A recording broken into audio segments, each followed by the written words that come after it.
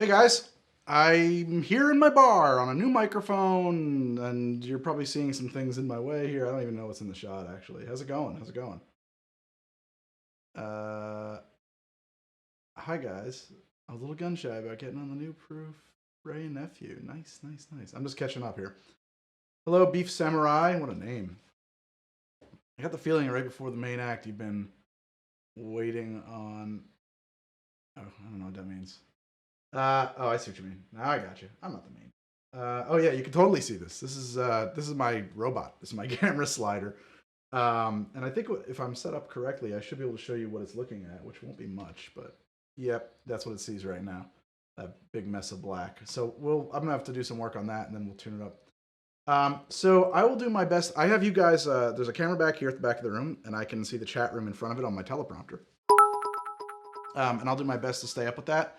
Let me know how the sound is. We're doing a new microphone in here for the first time. I got a Rode NTG2, so it's out of the shot for the first time in a while, which is ironic since I put this camera in the shot. I got a shot list that I got to work through. I'm just going to be shooting the close-ups I need for a couple of episodes of How to Drink, and I'll try to answer some questions, and we'll hang out. We can get some tunes going. I think sound. Here we go. Oh man, I feel like we gotta, in the spirit of things. Hold on a second. I gotta configure. Stream Deck's missing a button because we gotta have. Hang on. Hang on! Oh man. Stream Deck. So, always gotta set things up. Always gotta be BGM.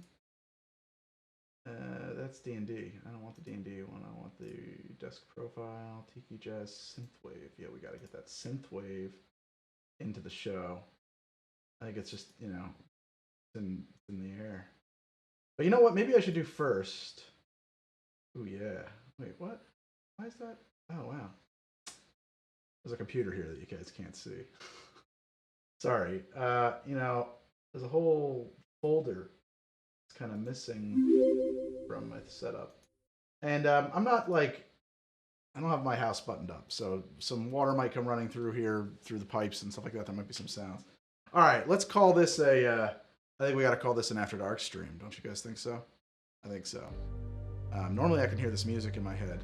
I can't hear it in my head right now. Thank you for the haircut, love. I got it myself. I cut that hair all on my own. And this is How to Drink After Dark. And there's a very long musical intro that's happening right now that is not in my ears. I don't have in-ear monitors or anything like that. But eventually it's going to go to graphics. And it's going to be it's exciting. It's very exciting that we're going to graphics. Yeah, the Agave Maria's on hiatus. Eric keeps telling me that. It's a real bummer. Let's see when the graphics happen. I'm kind of seeing a live preview over here. How's the sound, by the way? Does this sound good? There we go.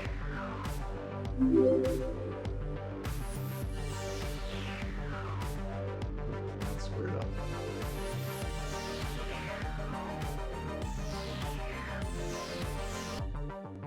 Okay, cool. Had to do that. Just had to do that. Now we'll get some sound going too. Let's get the synthwave mix running. I think that the mix is good. It might be a little bit hot, just looking at my levels. I can't, again, I don't have monitors up, so I'm gonna drop the mix down just a touch. Okay. All right, that seems good. Oh, are the alerts too loud? We can kill the alerts too. Okay, so it's 9:30 there. It's 8:30 here, so I don't know where you're at, but okay, I'm gonna lose that. I won't need that anymore. Now I need to bring up my shot list. And I'm just gonna talk myself through the steps here. I got a new light here too. I used to have a really big softbox over here. That honestly was the wrong tool for the job, but it's what I had available. Now I've got these little focusable jobs. I wish I could easily swing it out, but the elbow to control it to move it out here would be out of reach, unfortunately. So you can see it, but I think that this is going to look a lot better in close-ups. I'm pretty excited. So the first thing I got to do, actually, is pull up... Oh, you know what we can do? Hold on. I totally set this up. Because I think that one of the things that might be interesting for you is to see my desktop. You can see what I'm working on. Of course, right now, what you're seeing is just sort of like this terrible echo thing. Let's make it pretty small. Is that good? So this is this computer, what I just put up there. You know what? Actually, I think that probably bottom that side is probably better, and we'll put it under that. Cool. Can I make my voice just a tad louder? Yeah, I can put a little touch on it. How's that? Is that a little better? It's not a really ideal mic placement, unfortunately. That looks pretty good to me, though, looking at these levels. But I got to get a different arm or something, because like the setup up here is kind of jerry-rigged. Okay, so you can see my desktop. The first thing we want to do is we're going to bring up Kessler Second Shooter. This is the control panel for my robot, my slider. I got a little tickle in my throat here. Oh, man, I am hungry. I'm on like a pretty serious diet. You know what, before I forget, before I start shooting, I should throw the apron on too, because I got to make sure I've got my continuity right. Okay. So this is slider control land, and I'm a legend. Thank you. HTD is like HDP. I don't know what HDP means. Okay, so let's. Yes, those are that's my camera rig. That is actually, like I said, this is a behind the scenes shoot, so you're gonna see that. I wish I had a wider lens I could put on. I could put the 12 up there, but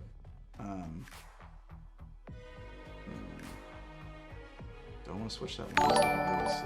I think if I went to the wider lens, then I'm gonna actually catch the sides of the teleprompter, which kind of wouldn't help anybody.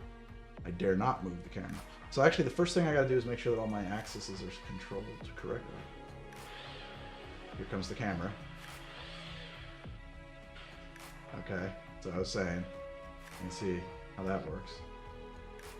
You are a very important person. I am a very important person. So apparently pan has become unprogrammed, so we have to reprogram it. Probably because I had to unplug it to reroute it. So what I do is this. I say, what's my leftmost max? Right there. Mark begin. What's my other direction maximum? I certainly won't need to go any further than that. Mark end. You guys remember this thing where the mouse like jumps around on the monitor and doesn't like want to grab any actual spot? This mouse does this to me all the time. I hate it. And I like to put the camera here. Oh, well, no wonder you can't see anything. That's the toilet. It's shooting an F-22. I'm going to adjust the f-stop with this swizzle stick. Yeah, I think like a 4 is probably right. I don't have a motor on the f-stop. It's like another $800 for an additional motor there, and I was like, yeah, I'm not spending that. I don't do that much. We don't really rack the. I don't rack my aperture that often. Ever. I never do. It's just not how my brain works. Okay, now I got to program focus. It thinks focus is programmed, but it's not. So we have to reset access. And you guys can see this desktop, right? Yeah, you should be able to. I cannot see what you're seeing because I just don't have the screen. I would need like another screen. I don't have enough real estate in here to have everything up all at once, and I do need to get some work done. So we are okay.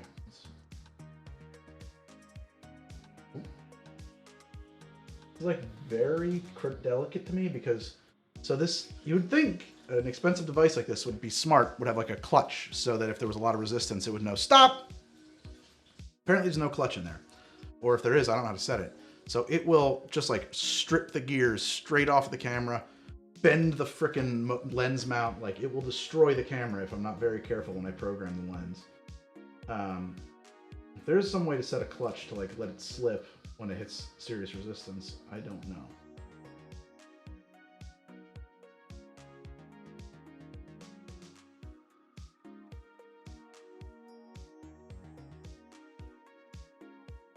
Cool, that's the end. Mark. Is that really the end? Because oh, I guess so.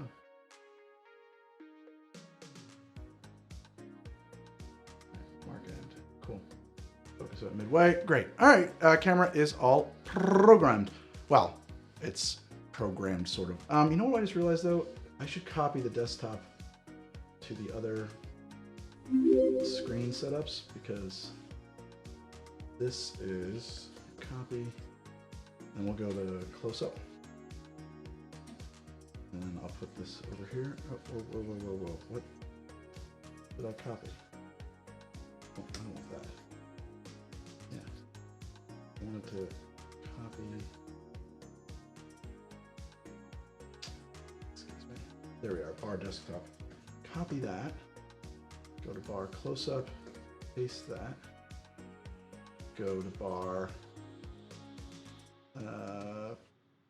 That's an overhead shot, actually, that you can see. I don't think you need to see the desk. Well, why not? But just in case you want it. And there you go. Okay. Just for today, we'll do that. I did, in high school, I had sick mutton chops briefly. Sick mutton chops was my trademark for a hot minute.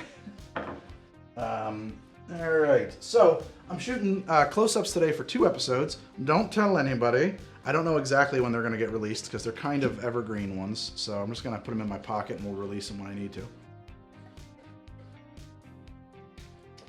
One is an episode I call Cursed Cocktails. I think that one will come out pretty soon.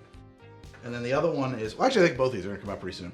And then the other one is, you guys Gilmore Girls fans? I know I'm not, but that's okay. A lot of people must be. People ask me for Founders Day Punch for Gilmore Girls. So I did the research and I made that. If you get into tabletop cinematography, like food photography, get yourself a little steam cleaner, especially if you're shooting glass. This makes your life so much easier. This is like my ritual now. I've got to wash the bar.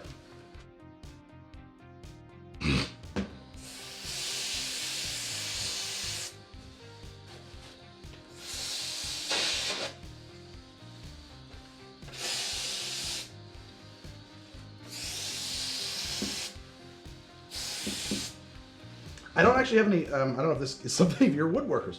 I don't really have any treatment on here. I haven't oiled it in a while, but I oil it with block oil or mineral oil. Really brings out the grain, but it's food safe. And I don't need to worry about it like flaking or anything like that. And when I need to get a stain out, it's really easy to just grab some sandpaper and sand it off.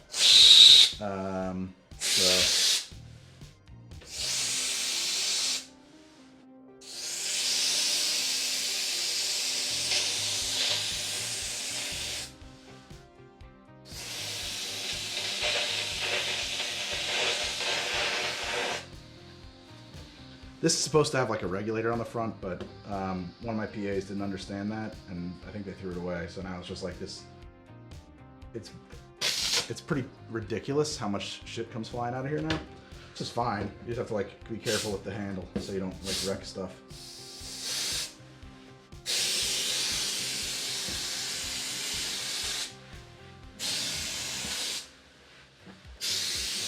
I do use this for special effects, or I have. When we've done stuff that's like science fiction or fantasy, sometimes you'll see like a cloud moving in the background.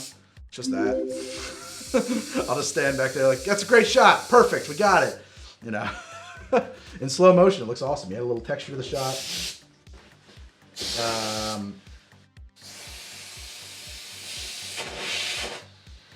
Although now I'm shooting solo, so and you're gonna see what that's about. That's a whole different process. It's tedious, it's time consuming, but I think I get pretty decent results, so. Something over there. So, my furnace is directly in this closet over here. It's also the air conditioner. I don't want to turn it off. So I apologize for what it's going to do to my microphone, to my sound. Looks like it's like breaking, it's triggering the gate even. Damn. Let me see if I can tune up the gate a little bit.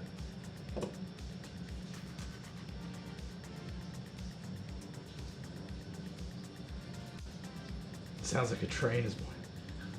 Yeah.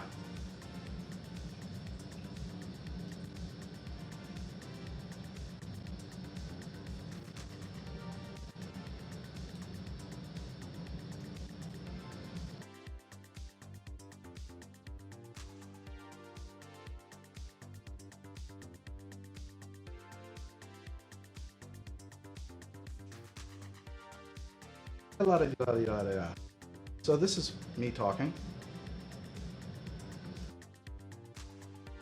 Hey. Right there seems to be okay. Is that alright? Is this working?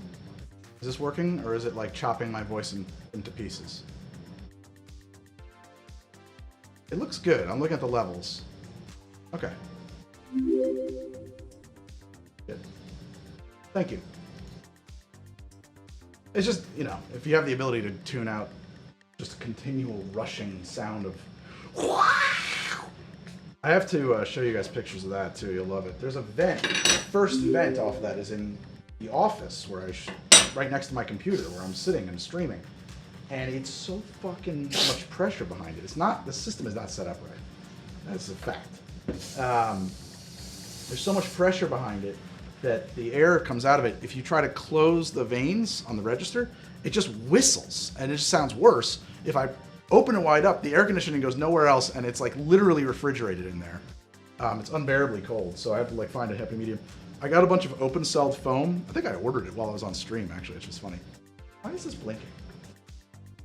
Cable unplugged. Fault. And is unplugged? Just reboot this because it's not. Why we have to reprogram. Ah! Let's forget that. I'll have to reprogram the slider.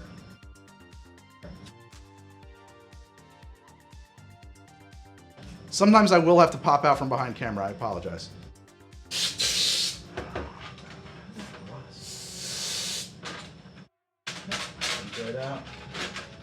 I'll use this a bunch. You'll see. Super handy thing to have. All right. Great. Great. Just moving right along.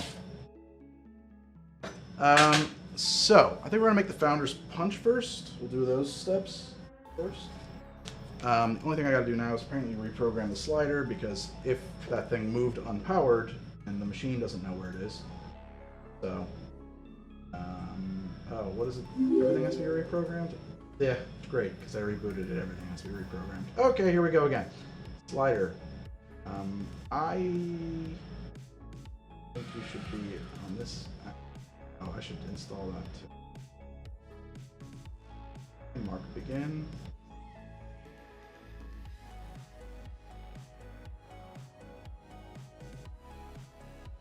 And mark end. Great. Slider is working. Pan. You like my my bungee cord cable retention there? Is this the beatbox episode?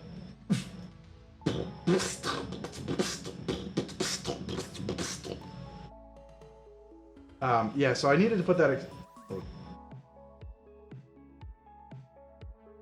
Kind of like something just like got funky. I don't think I've tried Punchy and Rum. Weird noise there, I don't like that. Anyway, it was necessary to come up with some kind of like a cable trolley, since these things will angle on itself and then bad things happen.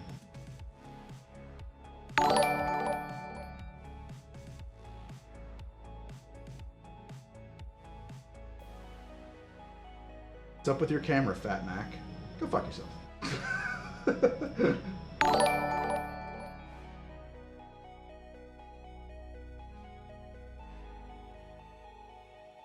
I shoot the close-ups for how to drink.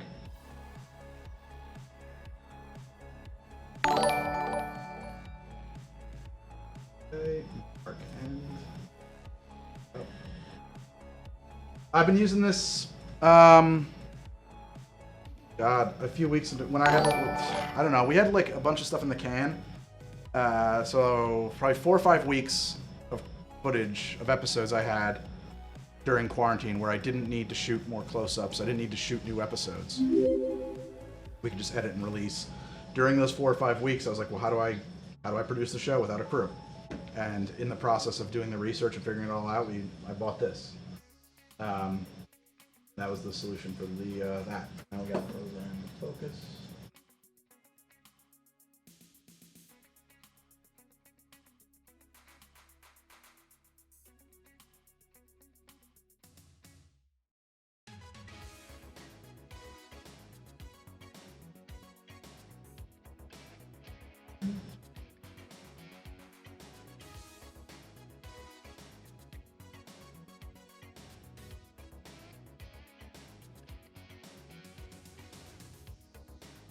Like the last 5 or 6 episodes have all been shot on this at least. It's not really automation. I wish it was automated. That'd be great. The old system was automation. Bernard, put the camera here. Bernard, do this. Jazz, set the focus. You know, that was great. It's voice controls. This is it's not automation. All right. So spirits-wise, I need this port. I need this Batavia. I need the sugar. That I'm going to need. Okay.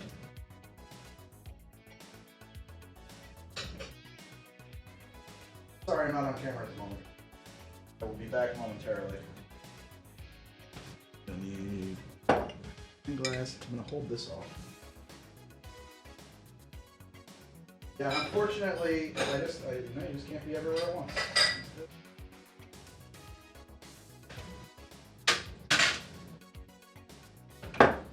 Wish this was dry. I will.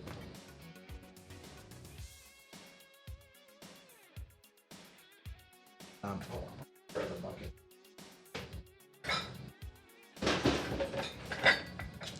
All right. We're gonna need a teapot. We're gonna need both of the. Oh, I knew I forgot something. The tea. I forgot the tea. Let's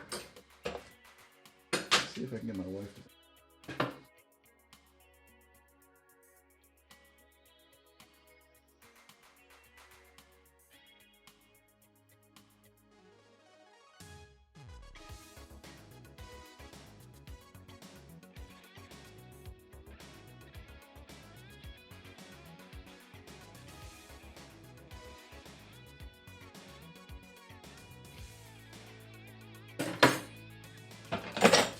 Muddler. Ooh.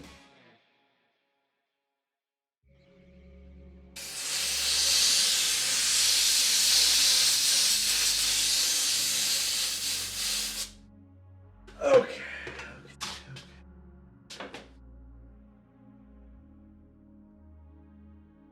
Great. Now we have to go upstairs. Nice.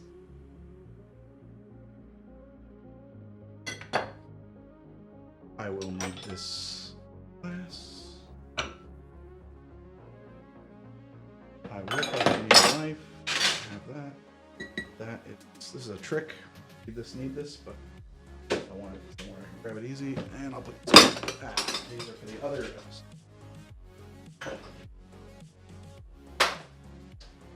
Aha. Greg, level 1. Low pad? Like as in like the ancient vampire guy?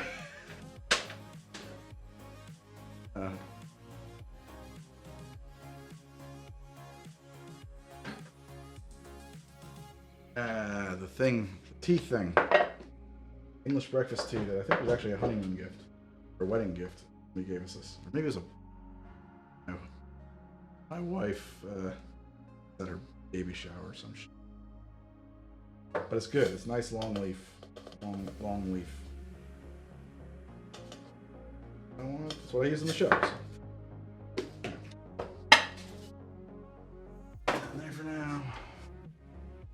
Okay, great. Now I just gotta pull up my shot list. God, how long have I been married? We get married in 2014 or 2012. One of those years. Enough. Very long enough.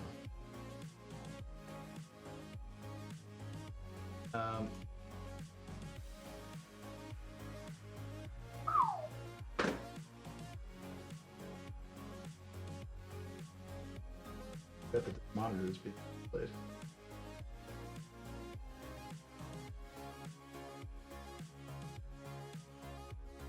Great. Much.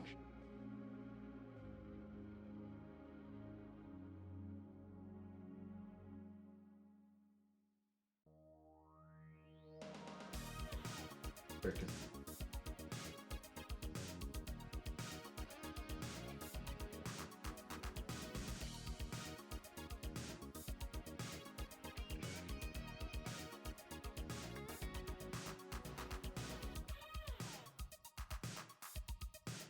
Another app.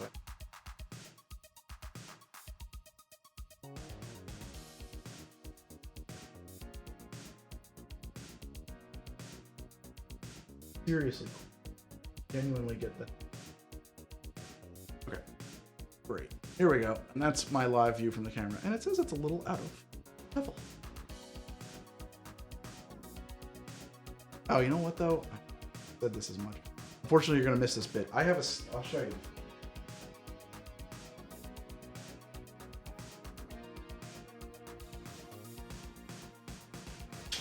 Sounds dumb, but so you probably can't tell, but the slider is, the camera's on a slider. There's like a rail, and then there's a head on it that moves, and the head can pan and tilt. The slider is on a tripod. And when you move the weight from one side to the other, there's a lot of torque on it. It does flex, even though everything is super duper heavy duty.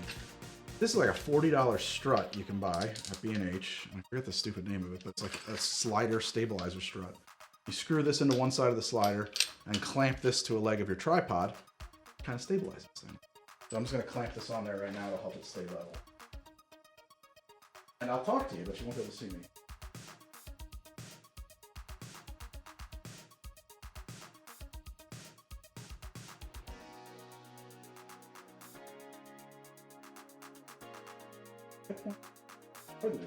Usually I go with where the motor's at, but in this case, bottom.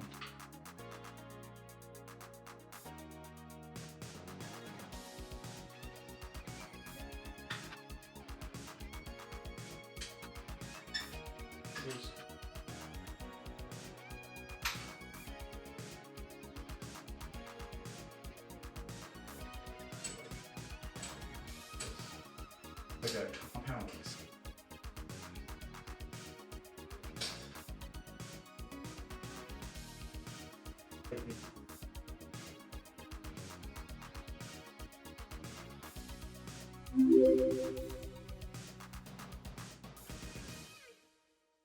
That'll help a lot.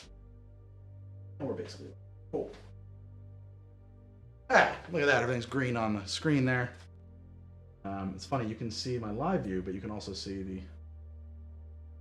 Yeah, B&H is a photography equipment store in New York, and actually at the moment, like, it used to be like, oh, can I get that from B&H or Amazon? Like, at the moment, Amazon is so slow that B&H is significantly better. Like, I ordered another camera and lenses and microphones yesterday, and they're here today, so cannot argue with that. Okay. So, where's my action? What am I doing? I need lemons. I gotta go to the fridge behind me that I forgot to empty. I need to go get some lemons. I'm gonna hit my be right back screen. I will be right back. It might take me as much as a half a minute to get some lemons.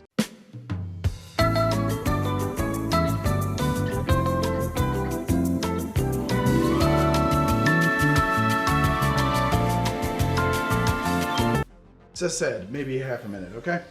So, what we gotta do is figure out what the shot is. I think the shot will be right here where this light is. Okay, hold this here. Stand-in. I have actually a focus card I like to use too. This is super helpful for me. Fortunately, I have a whole.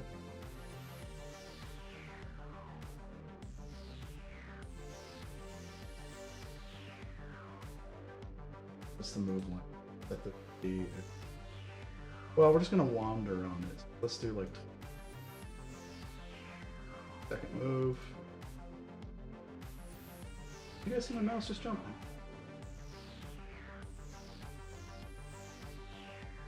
And there's a lot of activity here, so I'm just gonna basically do full range move so that I don't know what, you know, that's weird. At the monitor. Jeez, you can see the computer there. Oh, I should switch you guys to this close-up. I can really see. And I'll pan it. Here, I'm just in the corner. Maybe I should be far.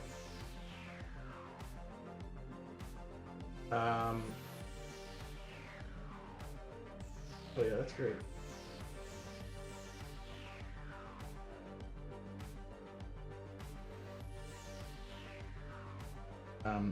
Focus. Goes. Why? Because so 800 is 32. I have to walk past camera to double the output on the software.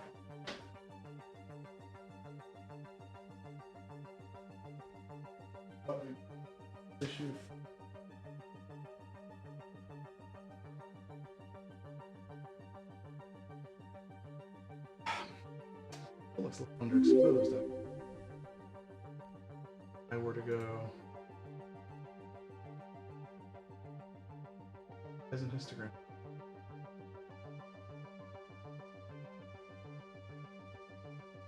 I'm gonna quit Lumix. Instagram doesn't tell me. I need that to know if I'm exposed correct.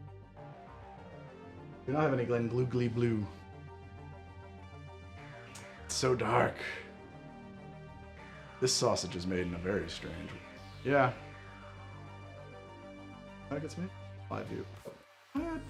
Up here. Oh, wait a second.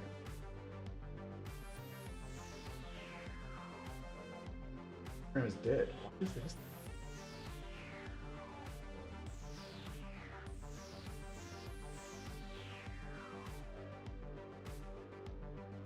I've never had that.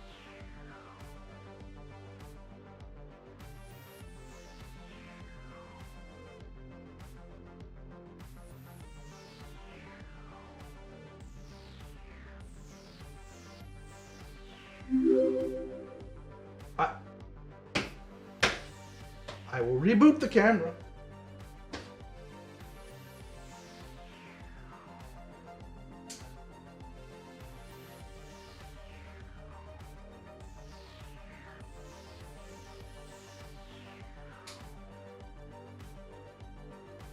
EVF, the viewfinder, the screen was folded so it wasn't active.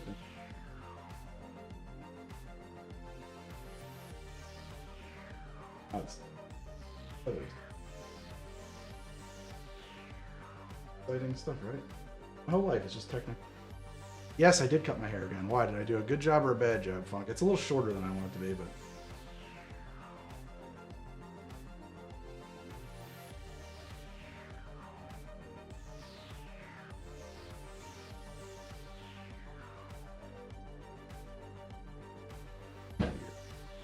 on C2. Correct.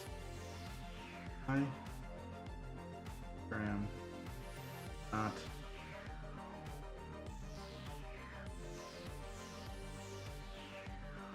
like just not work.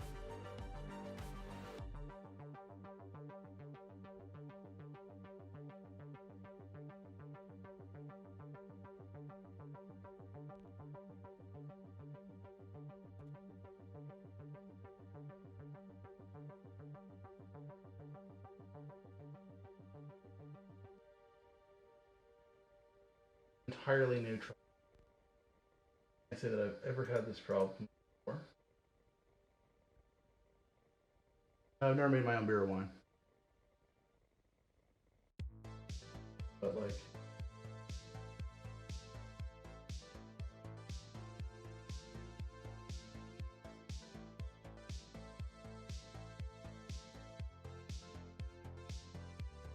open.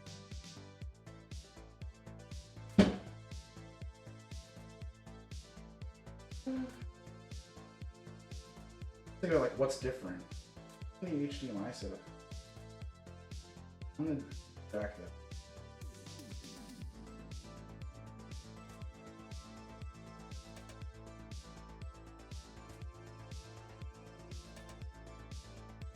I see this.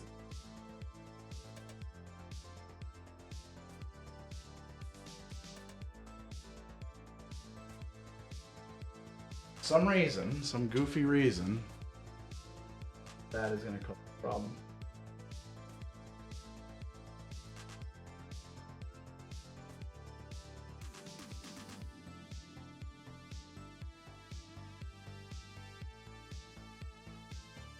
Working. That's working. It'll work. Pull under there. Good there.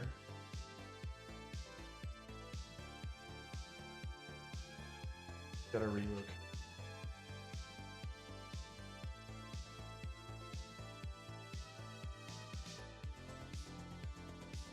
Probably a little bit more. Unfortunately, I wish it was a real robot camera. They do make that like on a Kuka arm where it can really do stuff. Like this is just a slider.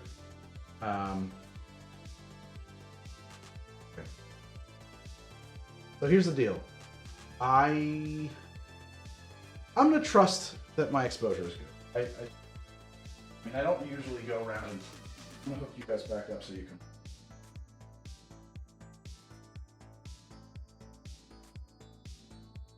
Check it, you know?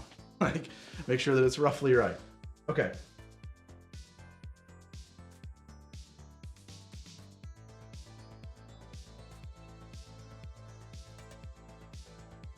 Oh, that's a neat thing. I didn't know those existed.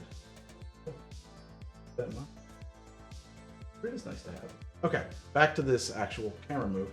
So pan, line it up. Yeah, that's fine. Throw the focus in. Focus.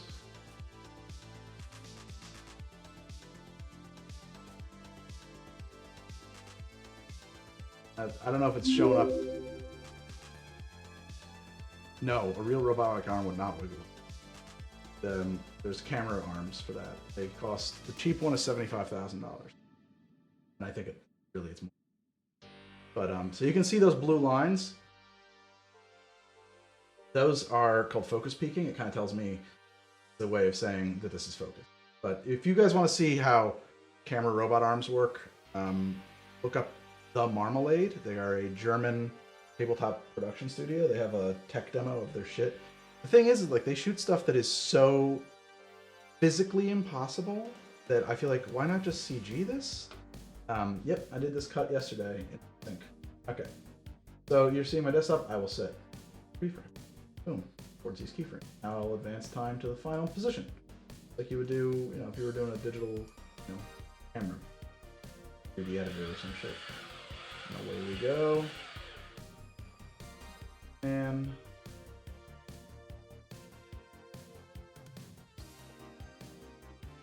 we'll tilt. Uh-oh. End of my set. See, that's where the bar ends. Like that. Oh, maybe it'll work. I don't mind some. Don't really look.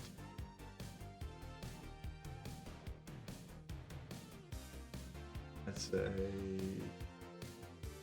Ideally, we'll focus. Yeah, everything should be in focus.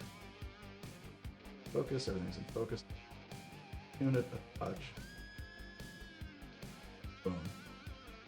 Okay, good. Good. Great. Now record a keyframe. So, I don't know if you guys can see too good, but I know it's small, but there's these dotted lines. That means, hey, that's physically impossible. I can't do that. Please smooth out these curves so that I can actually make that happen for you. It's just not how fast the motor can start and stop, so I just send these Beziers. And that will, but one more thing we gotta do. A lot of stuff about it's kind of a move, right? So we gotta check it all the way through its positioning. I have a funny feeling that when it's at the middle of the slider, things are gonna go out of focus. And they might not line up either. No. I gotta scrub through it.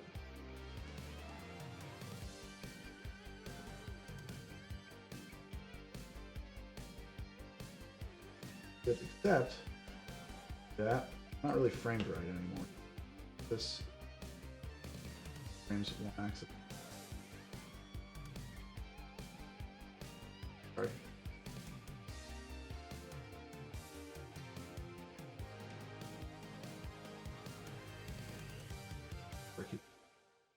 Now we'll just scrub forward.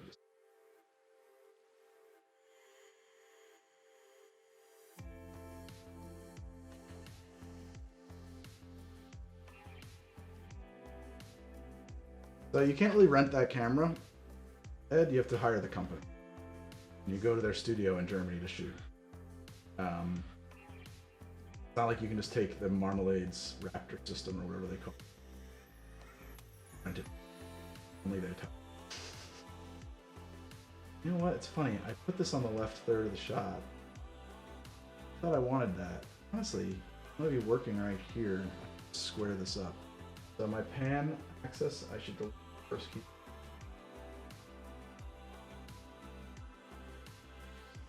standard. Great. Good. For some reason, it thinks that broke.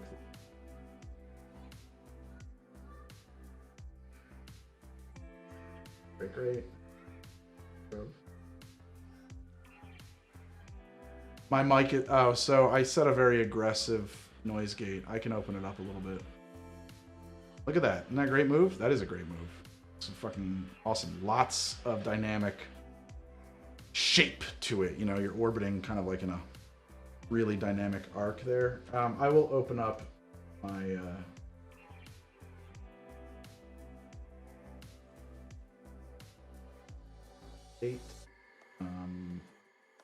Oh shit. How's that? Is that gonna work? Is that gonna work? Alright, whatever. Let's take it all down a little bit. Is that good? Alright, good. If the heat comes back on, you're gonna hate it. Or the AC, I mean. Alright. So now I do load, and that sends this move to the brain on the camera, which is actually right here. Yeah, I want to start from the current position? No, I want to start from the first position. And it's probably going to fail to load, because it does this for me almost every single time. It's going to say, wait. And I'm like, nope, if it's taking this long, it's broken. I hit cancel, I'm going to quit second shooter. It is not my favorite piece of software, Kessler, if you're watching. I kind of fucking hate it. I relaunch it, and it's going to say, it's going to do this thing where, hey, you don't have a license! And it's going to talk to the internet and say, oh wait, no, you do have a license. Okay, sorry, my bad. And then my move is right there, and now I can hit load. And away she goes, back to 1. Now, one of the things I've gotten, not great at, but I'm trying to get better at, is finding, is this you doing a proof of concept that you don't need a stinking camera person? It's not a proof of concept. This is how I've been shooting the show for weeks. This is like 6 or 7 episodes of How to Drink have been shot on this rig now. And I wish we could have a camera person, honestly. I really wish, I mean, cinematographer, really. Bernard is a genius. But unfortunately I can't, so. Anyway, so what I've been trying to get better at is finding arcs and positions so that I don't have to move the rig too much. I can reprogram this and do other things, other steps on this build, all from that one arc. It's pretty quick to program a shot and a focus and that kind of stuff from one arc. But then if I got to reposition the whole slider, I think it's a big slow down. All right, so that's ready to go. This is ready. Camera's ready to record. Guess what? We're going to get our first shot right now. First shot, camera rolls. Go, slider. And it's just going to kind of bounce while I peel. Oh, look at that. Yeah, hell yeah. And I got to do this whole thing anyway. And I think that my sweet new light is doing a much better job of catching lemon oils. Oh, yeah! Hell yeah. That is fantastic. The softbox sucks for that. It's just the wrong kind of light. And it's just going to bounce back and forth the way I have it programmed between those two positions. And some of this will be useful, but we'll just get it.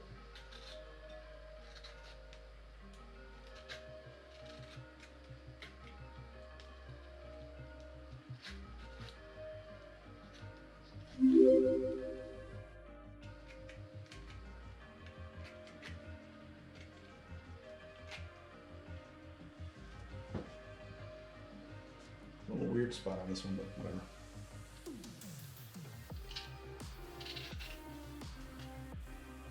I'm digging the new light. This is sick. Sick, bro.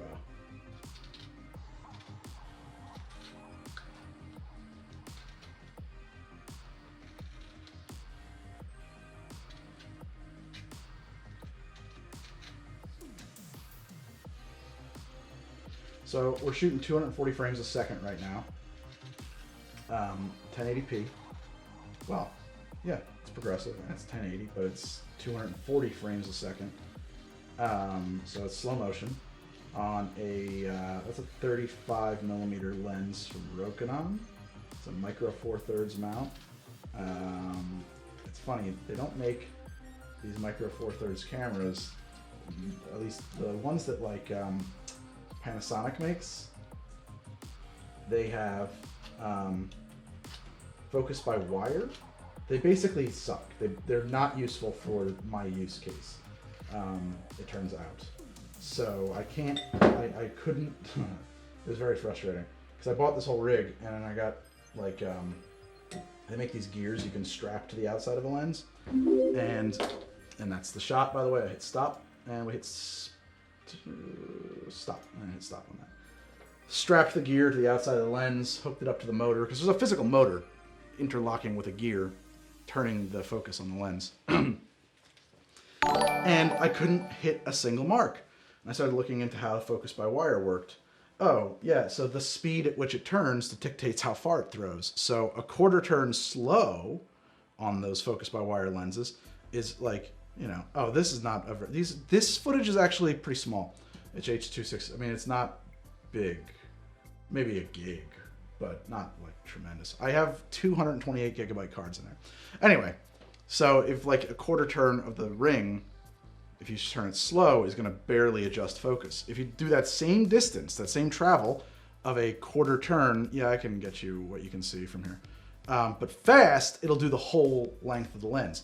It's useless for this. You can't program it this way. You need it to be fixed. So hold on, I'll set up.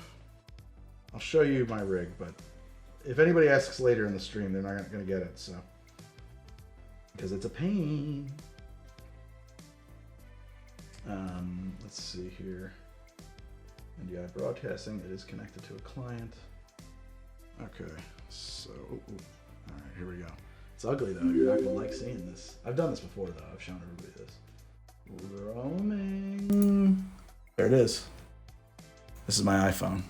Apparently the stupid wide lens. Let's go to the normal lens.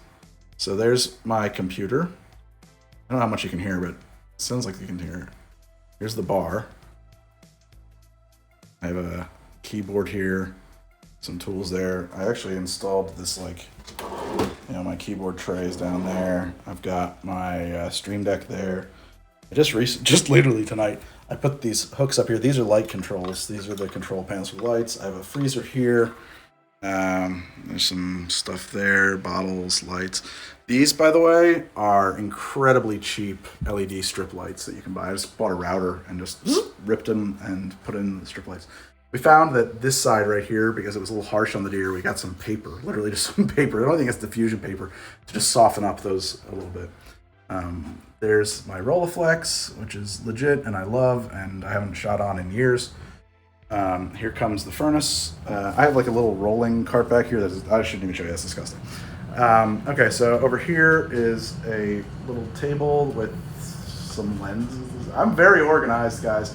And that is a bus bucket that I use. I have a hot plate attached to the wall in case I need one, some outlets. This is a very cheap, God, there's just just gaff tape everywhere. This is a very cheap Youngyo 300L daylight light that I use for fill on this side of the shot, but you can't see. Okay, and so there's here, I'll walk over here. That's the teleprompter with the chat room on it, and you can see the lens behind it. See, there's a backwards monitor there. You guys are talking. If I go around that, you can see that's how the camera looks. That's how a teleprompter works, by the way. It's just a two-way mirror. This is going to be replaced with shelves. This is just a folding table I set up. I normally don't have anything here when we used to shoot with the crew. Now it's just like 1,000 fucking bottles and shit. I gotta put shelves in here though, it's just too much. That is an 27-inch iMac on a rolling stand. It's my old edit computer, kind of came out here. I should relocate that box over to the bar. That'd be great. That controls this big soft box.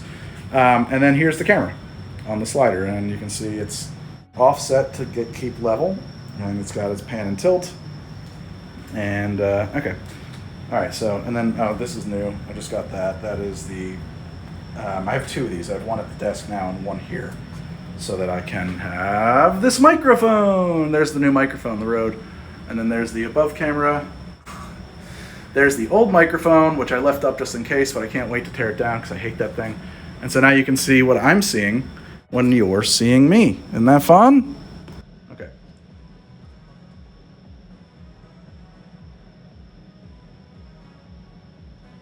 That was fun, right? We're having a good time.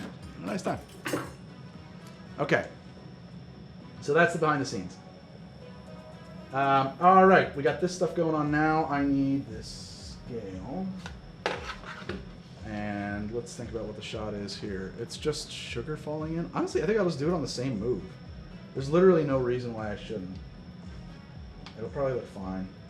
And time is money. Time is money. Okay. Right. So all I gotta do is hit go, or load it again. I'm gonna scrub back to 1. I am so hungry. This is outrageous. Grab my sugar. Make sure it's like. What the hell happened? Wait, that's not. Okay, good. The box was like so squishy and not crumbly, and I was worried that like the humidity in here or something had to like turned it all into goop. I've never had that happen, but I suppose anything's possible.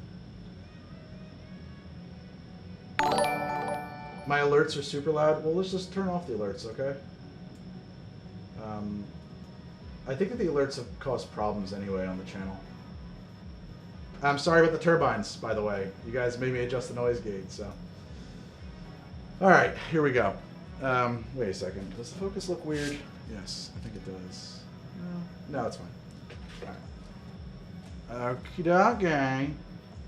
dokie. Hit load it. And we have to relaunch the software again. There's my air conditioner and heater system is over here, and when it kicks up, it gets freaking loud. Yeah, good. Then there's pretty good rejection on this microphone. Yeah, that's what I was hoping, was that it was like, you know, it's a pretty small thing here.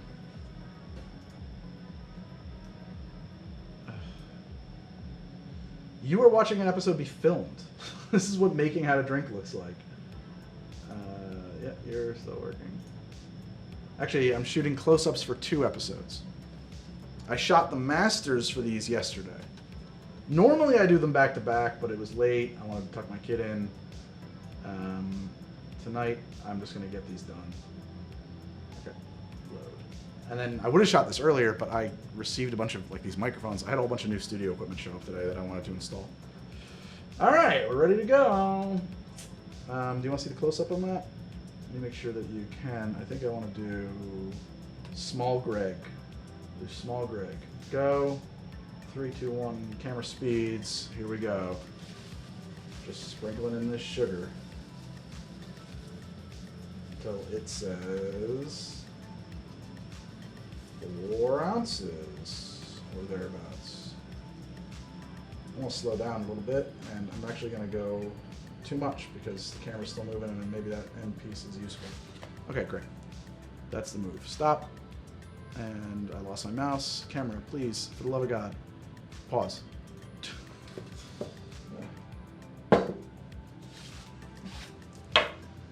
Now, I'm getting away with using the exact same shot on these because I'm thinking, you know what, we're going to edit this. It's going to be back to the master, and it won't be that weird. I am making an oleo sacrum. That's exactly correct. We're making a punch. We're making Founders Day Punch, which is a recipe I came up with for Gilmore Girls, a show I watched so much of. I've never seen enough. I've seen 1 episode of. I already have ants. Buckle. This is a garage in a swamp. Maybe not a swamp, but it feels like it sometimes. Okay. It might be better to get a real serious close-up on this. Okay, so why don't we do a new move, and I'll cheat this way forward towards the camera, and I'll hit plus here. Actually, we'll hit stop first. Now I'll hit plus and go to new move. I think the 22-second runtime is great because it's the same kind of pace on this action. Oh my god. And then I think we can go a little bit lower. Yeah, like there. And pan over. Yeah, I was looking like tilt down. Is that gonna be good? Yeah, that'll be good. And then let's see if we can just focus without the card.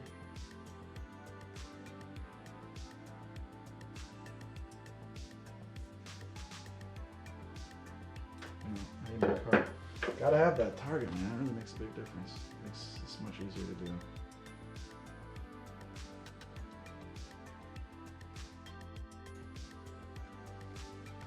We're doing all right, Farfulous.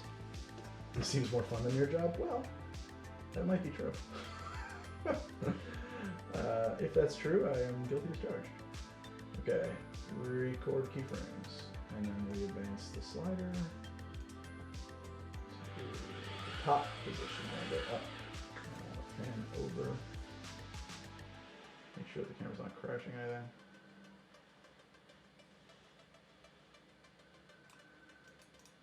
And we got tilt. Yeah. I think I don't love that expression grinding, but I will accept it. Did I grind? Yeah, I grinded. Am I still grinding? Oh yeah. Do I know how to stop grinding? I wish, man. I think it's kind of a sickness. I kind of like wish I knew how to stop. It's just like my brain, when I start to slow down, it feels like it's squirming. I know that's not great. That ain't good. Cool. We got focus there. I'm gonna record my keyframe, and then you suffered a lot of unpleasantry, is what I mean. But with freelancing being tricky in the beginning, absolutely.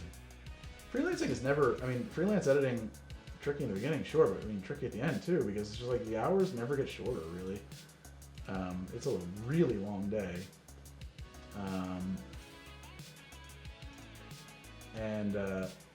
You know, if you live in New York, like the money, look, certainly if you were looking at the rates from a freelance editor, like if you could live anywhere in America, you're like, wow, that's a lot of money. But you kind of have to live in New York or in LA. It's not that much money. And if you don't live in the major market, you're working remote, they know. They can pay you less. And they will. They'll pay you, you know, Arizona rates if you're working remote or whatever. Oh, Lightroom is great, man. I love Lightroom. I like Lightroom a lot. It depends on what I'm doing, honestly, but in some ways I like Lightroom a lot more than Photoshop. Lately I've been working more Photoshop. My thumbnail process used to involve both. I should turn off. Just kill that light. That's just going to kind of confuse the shot. It used to involve both, but now it's just Photoshop. But I used to, I had a whole thing to, switch to add keyframes from selected access, record a keyframe, and then I adjusted the pan to record a keyframe. You guys watching Perry Mason, by the way? That show is so good. Thank you, Crimson Guile. Well, I mean, I wish we have done, I did some BTS stuff with the crew when we used to shoot with a crew. When I used to shoot with a crew. Live motion, set that to loop continuously. Okie dokie, I think we're good to go. Load the shot. Let's see if it'll actually get it. Yay, it's in there this time, great. We've done one or two live behind the scenes stream of shooting with a crew. It is boy, that was wonderful. I mean, we could shoot 10 episodes a day, 5 episodes a day, 5 episodes, 5 masters and 5 sets of close-ups in a day. Now it's like 2 or 3 is pushing it. I mean, really. Here I'm doing 2 episodes in 2 days, which is, you know, not great. Not great, but it's fine. Camera speeds and moves. My modeler.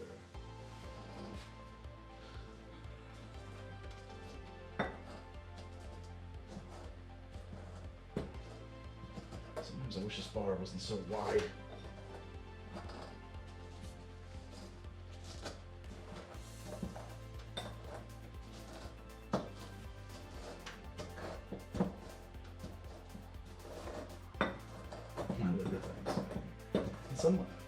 The crew used to be 6 or 7 people. Yeah, it was me, Meredith, then usually 2 production assistants, so there's 4 there. Then Bernard was our cinematographer, and then an assistant camera operator. So that's 4, 5, 6 usually. And then Stefano, who's used to be very involved, but he's one of my partners in creating the show. He used to be very involved. He hasn't really come to set much, even before COVID, honestly. But then there'll be a 7th.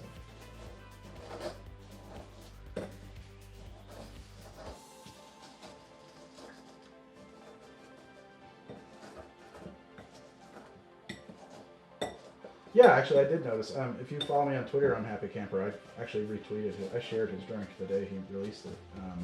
I was a little freaked out because I always worry, like, shit, if we shot the exact same recipe, I can't release mine, But, so, I was already editing mine when his came out. There's nothing I could do. But it was a different recipe, and I hope this. You can see it's pretty wet.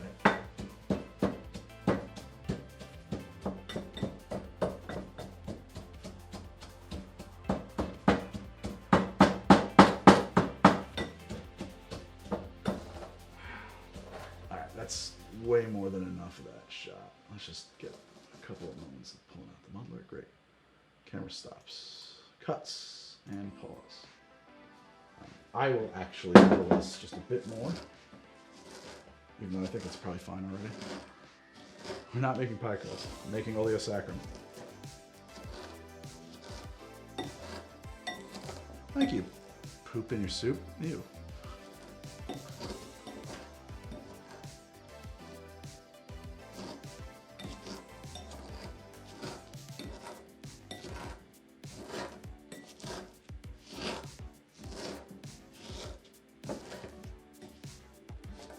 Funny, I went to the supermarket looking for tahini, but they don't really keep it in most supermarkets around here. But I don't know what tahini is. It's not like a special spice. It's not a specific spice. It's a blend of spices. If I'm not mistaken, it's basically like Mexican Old Bay or something. Mixing ASMR, you like that?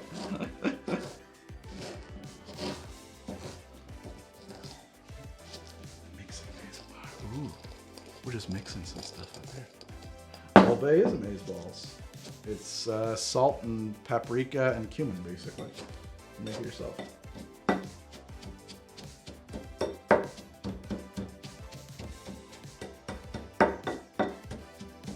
There might be some other stuff in there, some garlic powder, probably. Okay. So you can see, I don't know if you can see too well or not, but actually, I can show you the overhead. That is on its way to being, stuffed. So I'm going to set that aside now. I specifically built this in this order because it controls timing a bit. So like that has to sit there now while I do this other step. Egg Shen. Nice! I'm Egg Shen. Hell fucking yeah. So I'm going to, I don't know how to do a strike. Anybody know how to do a strike through? What command is it? Is it like Option S or some shit? Nope. Is it Shift Option S? Nope. Control Option S? Apple S? It's nothing. It doesn't work. Okay. Muddle T into basket. Right. T basket. T. Where do I want to do this shot from? Probably. Like there. Alt K. Awesome. Thank you. Alt K. Option K. Nope. Command K. Nope. So I don't have an Alt key because this is a Mac. So I usually it's Option. No, they have a strike through. I just don't know how to set it. That's an Alt F4? I mean, wait. I feel like that's a trick. I'm not going to fuck with that. Anyway. Okay. Apple Shift X. So many. Ah, beautiful. Thank you, guys. Apple Shift X. I will use that in the future. Okay, let's see what my shot's going to look like. I wonder if it would be better to do it closer to a profile. Hit stop. I wish I was allowed to eat.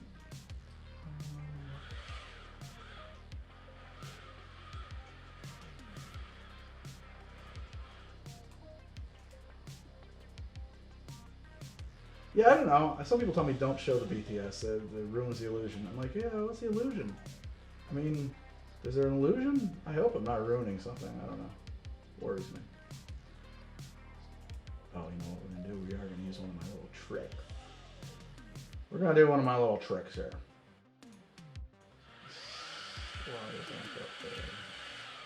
No, that's too tall. Won't work for me like that. From right there, we should be able to get something nice.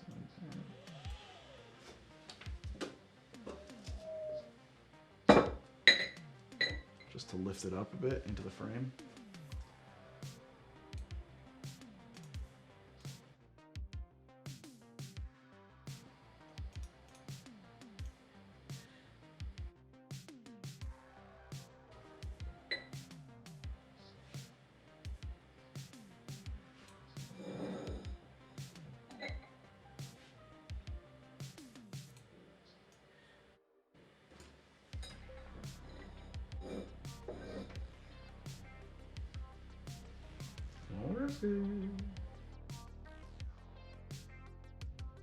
Thank you, Second FD. Thank you very much.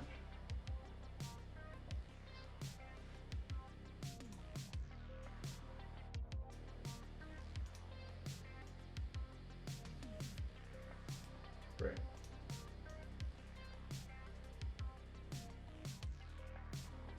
Great. And then I'd like to. Oh, that's really right on the spot. Yeah. Perfect. Just adjusting this beam to backlight my particles. My particles in this case are going to be T. Great. And now we'll confirm that focus is as sharp as can be.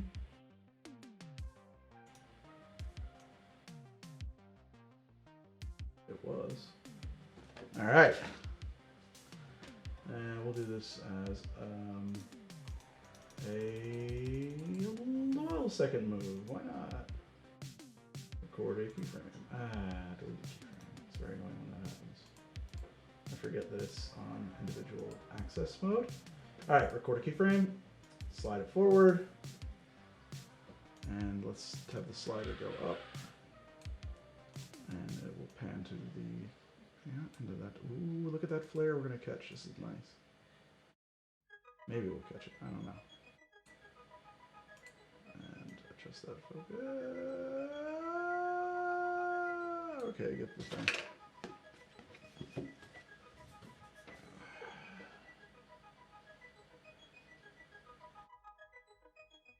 Yeah, I guess that's good.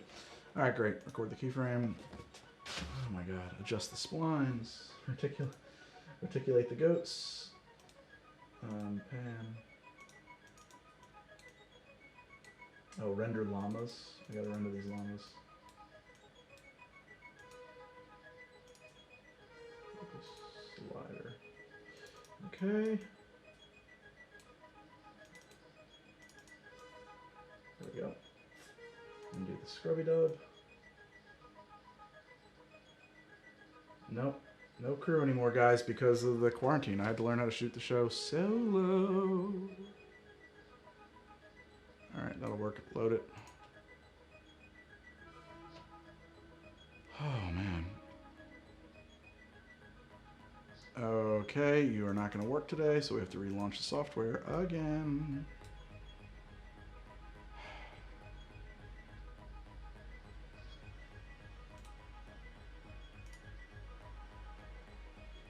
Yeah, if not for Corona, we used to have 6 or 7 people shoot this with me. It's a multi-part job. I mean, the camera wasn't programmed, it was operated. So there was a big jib on a slider with a big counterweight on it and inverse, it's called a lambda head. And Bernard would, I'd be like, Bernard, get this shot from here. And he would just whoosh, move it in, and then we could do the moves in real time and stuff. Well, I mean, we would shoot slow motion, but we didn't have to like program stuff. Sometimes the assistant camera would have to find a focus point, but it wasn't like, this is very tedious. All right, load. It works though. I mean, it really does work. I can't really complain. I'm still able to produce my show. Basically everything is great, so.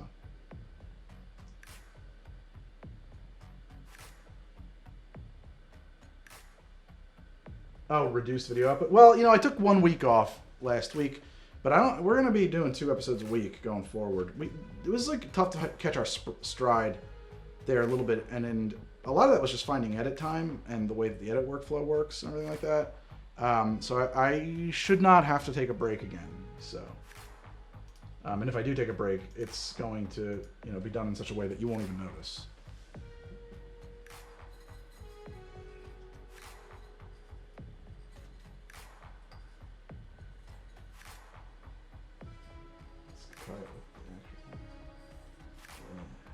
Ooh, look at those dust particles. God, that's fun.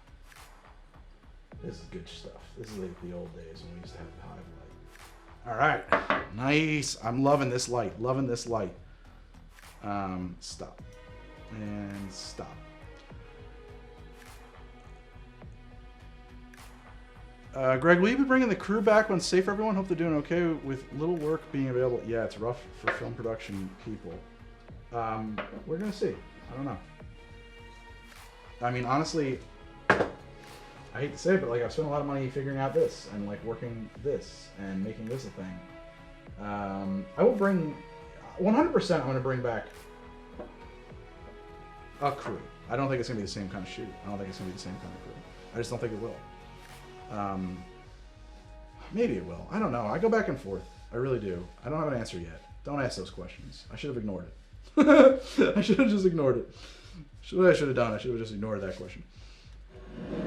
Okay, what is wrong with my brain? And actually now we're going to take a short break. Not literally, like I'm not going to, well I might take a walk away, but also part of this timing, and I talked about this in the episode, is that I start boiling my water at this point. Because I wanted to control how I was just basically building delays into the process. And it looks like I need more water. So I am going to be right back, and I'll be right back. I'll be back in a couple of minutes, guys, if you don't mind. Please enjoy this commercial from Twitch, possibly. And I will be back in a moment.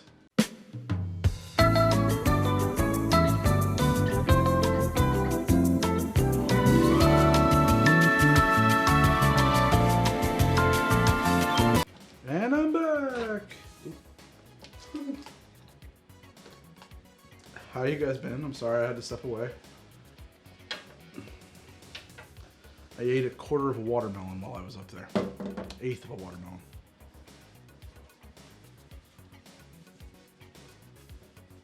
I was so hungry.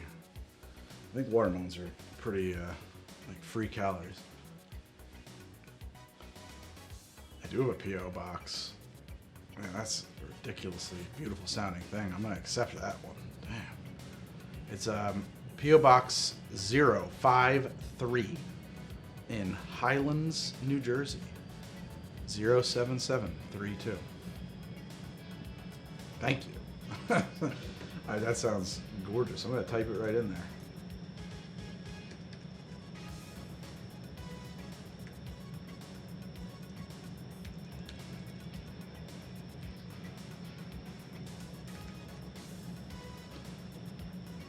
Okay. All right. Where did we leave off? Right. The water's getting hot. Gotta wait for the hot water. So how you guys been? Let's just chat. Let's just talk. My thumbnails, my fingernails are super rigid, and so they always pull away. They don't flex, so they peel away from my skin a lot. So there's almost always like little open cuts underneath my thumbnails. And apparently there's one under here, and it's full of lemon, and it feels great. I'm glad to hear that random happening. I hope that's true. I hope I am helping you. Is cosplayer here? Iron Dan, I owe you, man. I gotta hook you up. Don't worry about it. We're gonna do it tomorrow. I promise. Just had so much. There's a billion things on my plate.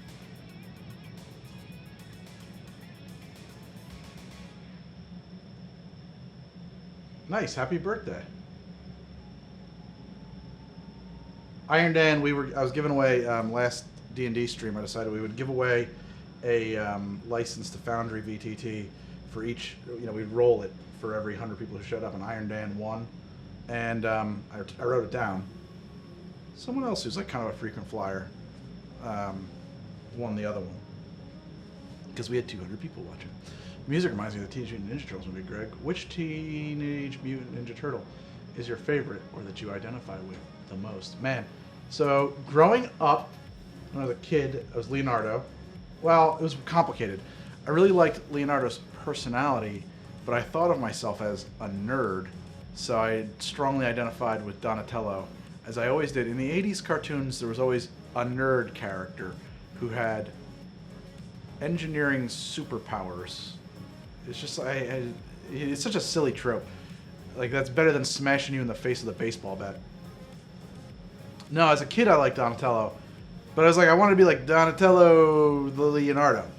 But I think that, and then there was probably a period where I was like, then I grew up some, and I was like, oh, Raphael is actually the cool one. I get Raphael. And now I've grown up some more, and honestly, I think Michelangelo is the guy. I think I'm a Michelangelo. I don't think I like anybody but Michelangelo. So, just pizza, parties, good times.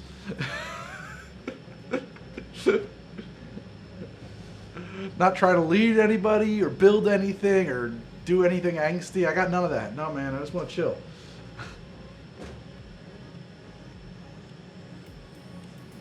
Michelangelo's a party dude.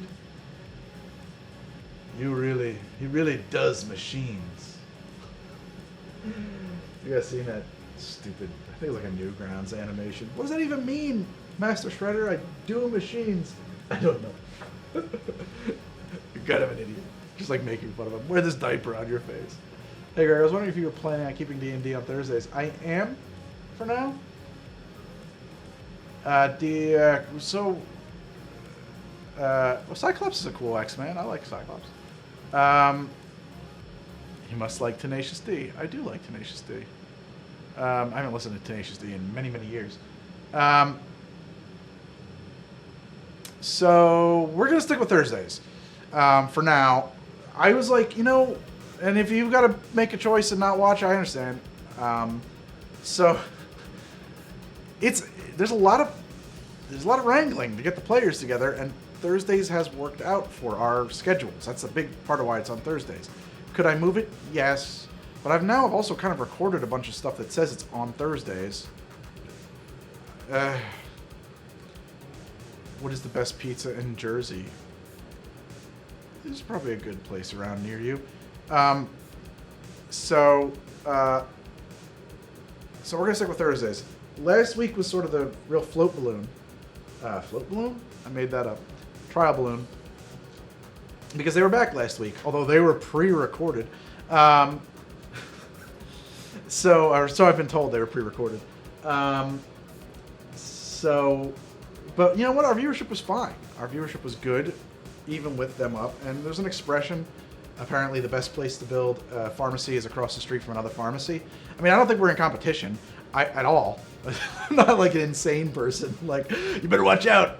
Critical Role, How to Drink's coming for you. Like, no, it's not real.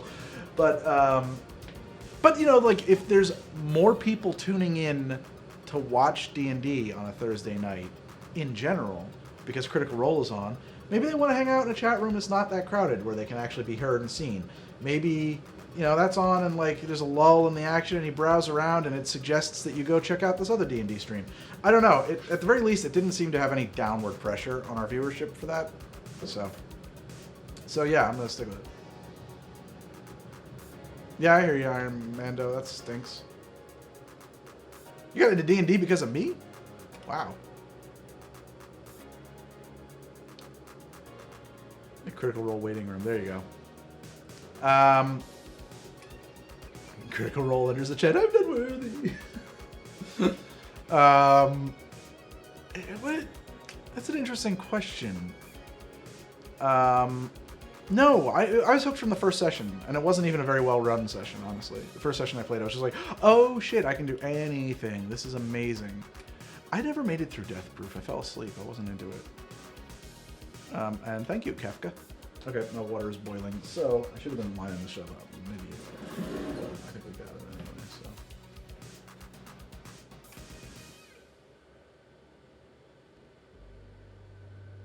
so. Word, Buckle BD. Yeah, I was like really hooked on D&D right away. honestly. Oh man, I kind of like just the, something about the way that's just sort of lining up that I actually like already. Okay, let's set the move up. Whoa, wrong button. Just fucking set my camera flying like an idiot.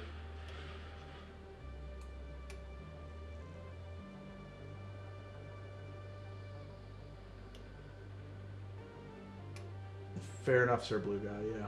I honestly, I hate to say this, I should watch Critical Role. I don't think I've ever really watched Critical Role. I should kind of like study what they do that I like and what they do that I don't like, and kind of, you know, steal some production, you know, some stuff from them. I've never really watched it, honestly.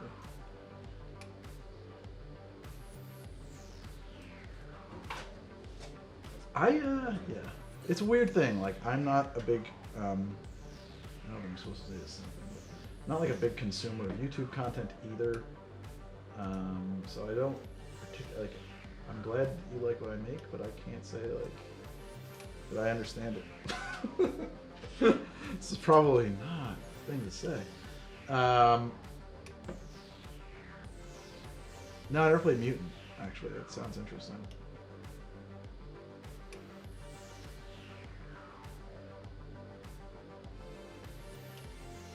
Colombia. Very nice. People tell me Medellin is beautiful, and I keep trying to convince my wife that we should move there. I've never been.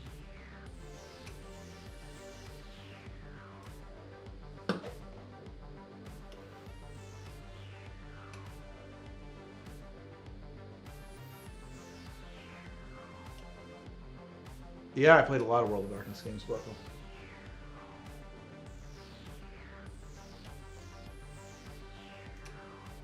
Nope. God damn it. Don't load.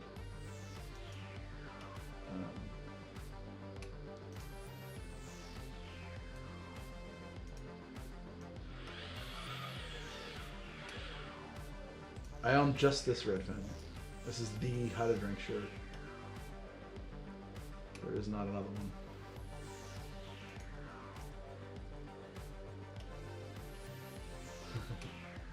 So, I had a little wood chopping accident over the winter where I almost cut off my fingertip. And I haven't chopped wood since. I gotta get a proper axe. I decided I'm gonna get this mini log maul, this miniature splitter, because I thought I'd be chopping wood in the garage sometimes.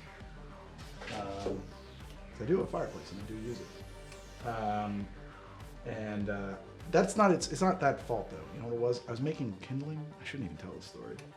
I was making kindling. If you ever make kindling, you hold the stick upright, and then you take your maul or your splitter like that, right? And you kind of work it through, and you make sticks. And I'd learned that when I was a kid. And after I did this, I was like, man, my cousin an idiot? Like what? Where did this go? No, like this is a standard technique. And I had this finger, I guess, was up there, and it just, man, it was. I don't have any feeling in this fingertip anymore, but there isn't a scar.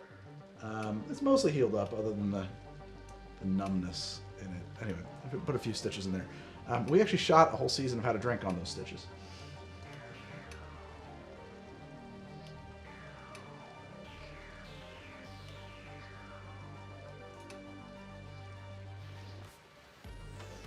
Oh, it's a focus card. It's a back focus card. It's for, it just helps me focus the lens. It gives the lens something for me to. It's not paper. It's on like polystyrene. It's on plastic. You use them in testing a lens for looking at the like cinematographers use them mostly. I'm just using it as a focus target. A minute is way too slow. 30 seconds.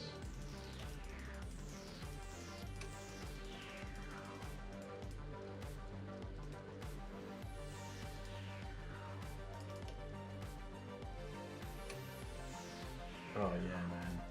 I have, actually, it's funny too, I smashed the hell out of that toe and I broke it. And then just a couple of weeks ago, maybe it's a little more than that, I have a deck and the screen door is always jumping off the track. And I was out there barefoot, and I was closing the screen door, and it jumped the track, and it landed straight on my other toe. I swore I'd broken that one, but now it's not broken, it turns out. Or at least it doesn't feel broken. But the toenail is black and like just turning black all the way to the end. I mean, you think a screen door isn't really that heavy, but like it focused all that pressure right into one little spot. Oh my God. I screamed like a baby. Middle of the night, just out of my bed, waking up all the neighbors. Now, those mugs are so heavy that they destroy the dishwasher. People don't understand how, like, people are like, we get so many comments on that one too. It's like, don't you wear shoes? I'm like, I was wearing shoes, like, or like, you should wear steel-toed boots, bro. Like, do you just like live in steel-toed boots? Like, that's no way to live. What are you? I did that when I was like a goth kid or something, but like, come on, man, you can't like just live in steel-toed boots. It's terrible. They're not comfortable. No, I was wearing shoes, obviously. Well, not back here barefoot. It's a concrete floor. It's terrible. Yeah, they're just like really heavy. And then the underside of it, it's not flat. If it was flat, it would have been fine. It's dimpled. So like the bottom is like this much higher from the bottom. So there's like basically like a guillotine that comes around in a circle at the bottom of that thing.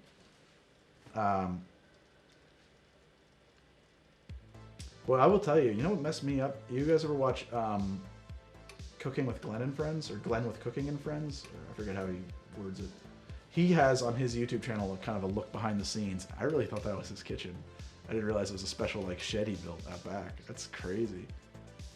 I was like 100%. He's great. I mean, his production quality is amazing. I was 100% convinced that was his actual residence. He blew my mind.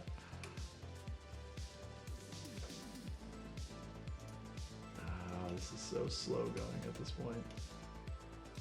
Alright. Load it! Oh shit, is it set for live bounce? No, I got it. Stop. Close. Stop. Okay. Live motion, loop continuous. Now load. Okay, great. Let's get this out of my way. Oh yeah, wow, it was like a terrible shot. There's like all kinds of stuff in frame. Whatever. Let's see, hold on a second. Let me see since I have this up. Okay, cool, that's bar split's great. Then you can see the actual close-up that we're getting. And you can see the computer down here at the bottom. And you can see me. Cool. Me. The important part. Alright, camera speeds and motion goes. Go. And here we go. Beautiful.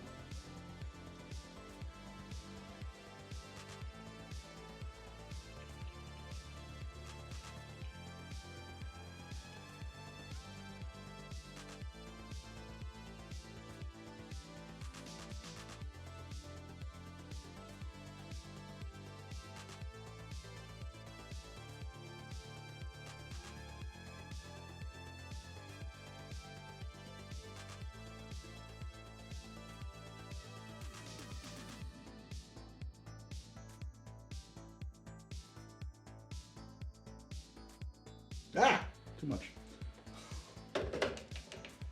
Alright. This is an inherently tedious episode to shoot because there's just so many parts of it that involve waiting. Hit stop on the camera there. And I'm just going to let the camera, I'll pause the camera, but we're going to use the same shot and again. I'm going to set a timer for about 5 minutes. Set a timer for 5 minutes.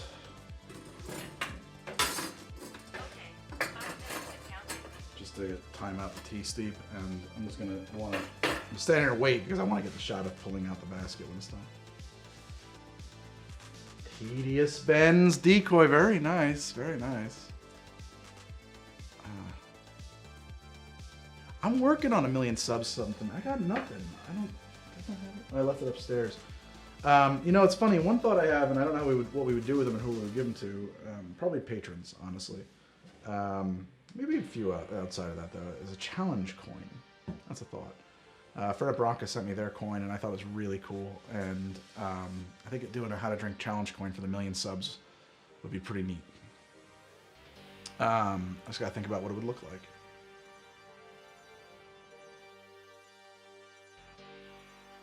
Are you gonna show? It depends on what the drink is, Tom. In this case, I don't know. I just shot it the way I shot it. I don't really think that. I think a lot of people think that like there was like a comment once that was like, "Oh, look how he carefully holds the bottle so you don't see the label." No, I don't think about that. I just pick it up. I just shoot the stuff that I shoot, and then I figure out how do we use it in. Yeah, I had a unit coin. I got one in boot camp, believe it or not, from my what was he? Captain, brigade captain.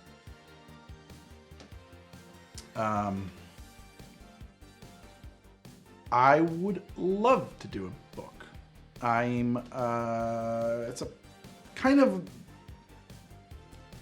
I think I'll get the book thing rolling sometime in 2020. I've never had a bottle of Galliano. I got to pick up a bottle. Smuggler's Cove is a great book.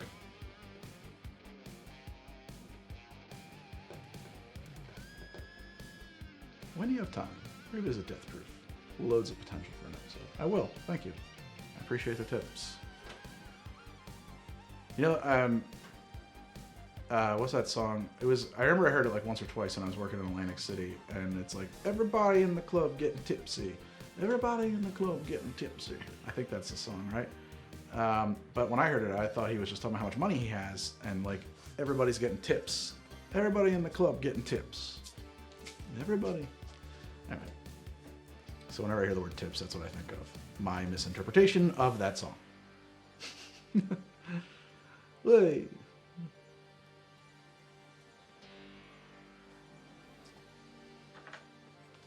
Lit.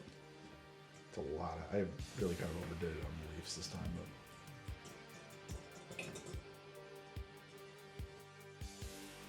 but Harvey Danger. I remember that song.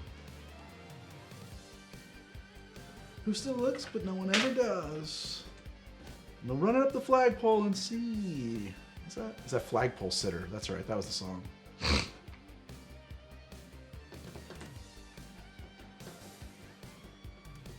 Dead air. You know who I like? Epasvox. That guy's got a great YouTube channel. Very, very useful. He has helped me with a lot of little doodads on my stream and just like good gear reviews and stuff. What kind of stuff would you suggest getting for making drinks just around the house, maybe showing off to friends and family? Well, you've got to have fresh fruits and some syrups at the ready. Those are helpful things. So have oranges, have lemons and limes at a minimum. Maybe have some mint. If you can grow a little garden, have some fresh mint at the ready. You can keep it in an herb keeper in the fridge. I would say start. I mean, that's like, people always ask me, like, what's the most important bottle to have? And I'm like, it's not. It's like the fruit, eggs. Yeah, exactly. It's the produce. Because if you have that stuff, you can make, even with one bottle, you can make an old fashioned 3 or 4 different ways and mint julep, right? You're going to need some bitters for real cocktails. You're going to need some, and beyond that, just know what you like. I think that's my rule. Iron Dan, me too. I got 2 planters outside that I tried to seed with mint, and then we did 2 more lavender because they're supposed to keep the bugs away or something. But like nothing grew, nothing. Just gonna throw it in the garbage. I'm pissed off about it. That is true. I have the mint plants that you buy at the grocery store, and I planted them last year, and they went away for the winter, and they came back just fine. Okay. Okay. Let's resume movement and hit camera recording, and here we go. This is just the shot of the 2 back. Oh, it'd be great to put the lid on, right? Drip, drip, drip, drip, drip, drip, drip, drip, drip, drip. Drip, drip, drip, little raindrops. Song from Bambi. And then sometimes it's great to get the action of it leaving the frame. Okay. That's... Oh, man. Back to my shot list. There's just so many steps in this thing. Hot water and pot, tea and basket. Okay, great. What was it? Shift Command K? No? Shift Option K? No. Option Command K? Shift Option Command K? What the heck was the strike through? I totally forgot what it was. Control Option Command K? Close. Somebody help me with that. Apple Shift X. Apple Shift X. Thank you. Thank you. Buckle BD. I don't know why I find it fun to say Buckle BD. Okay. I'm gonna take our oleo. That comes back into the shot. Can we do all this from one angle, one move, everything? Probably. I think I did this on a scale. Yeah, I did. Look at the scale. There it is. There we go. I mean, it would be nice to like mix it up at some point, right? Here, let's just do this.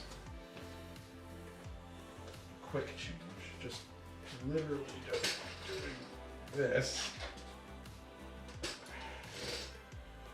There we go. Now it's a completely different thing. It's a totally different shot now.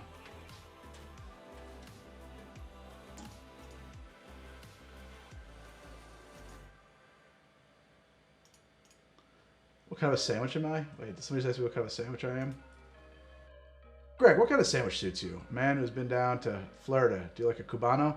I used to love a Cubano, but I don't eat pork anymore. You know what I love? Underappreciated. Like a tea sandwich. Yeah, a tea sandwich, like a nice whole wheat bread or something like that, with a little lightly toasted, very lightly toasted, some cream cheese, cucumbers, watercress.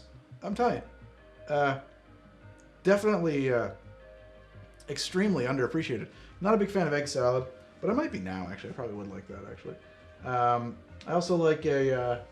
I like I'm gonna break the rules a little bit here. I like a turkey burger. I like a turkey burger. Peanut butter and jelly. You stop eating meat, man. Sandwiches get kind of lame. Like, I mean, I guess turkey's a meat, but oh man, I hate Chick-fil-A, but I love Chick-fil-A. Wish they were like decent people.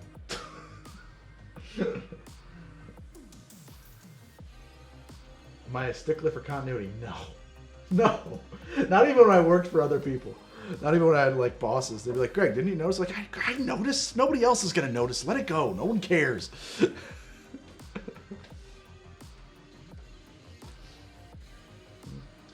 would it be like? I just get like so annoyed when my producer. Oh, the Reuben. You know what, man? Yes. Reuben, yes. Monte Cristo, yes. Things I can't eat anymore. As a nerd, do you notice? No, I'm oblivious to like everything. I'm just like walking through life, kind of like. Actually, they used to use the expression Frankenstein. Friends used to use it as a verb around me. Greg Frankenstein through something because I walked through. It's true. I was out with some friends. You know, like the plastic guards on the sides of like, one-armed bandit ATM machines. I was like talking with somebody and just like walked right through it, just exploded all over. the plexiglass just shattered. I don't know how that happened, but it was great. Very funny. I didn't get cut or anything like that. But yeah, the expression Greg has Frankenstein through something became a thing. I used to walk through like invisible screen doors a lot. I am basically an oblivious man. All right. Actually line the shot up. Yeah, Monte Cristo. Oh, it's such a good sandwich. But yeah, I don't eat mammals anymore, so.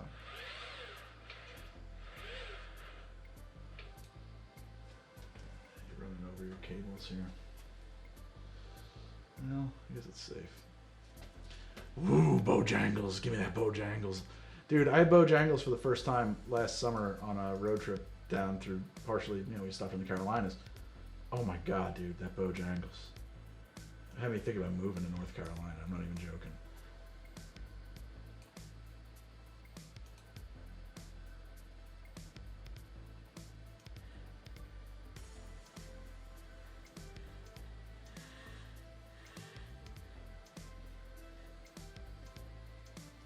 It's like a very limited, like they're not around. Like Bojangles is not in many places.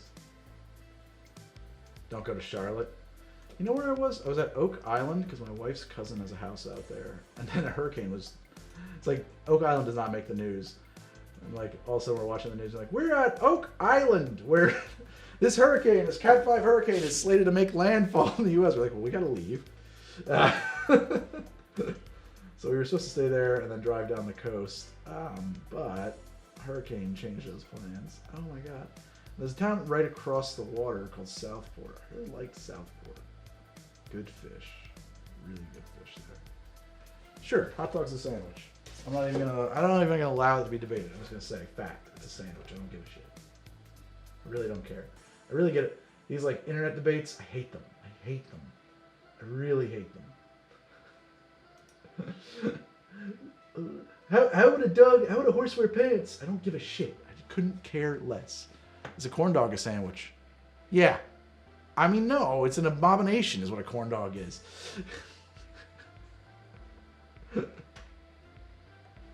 Corn dogs are disgusting.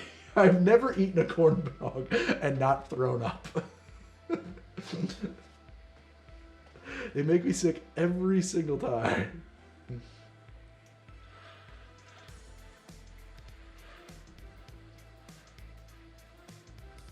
Greg is not a sandwich, he's definitely big ham. Yes, the point to you. Very good, very good. Guilty as charged. I am a big ham.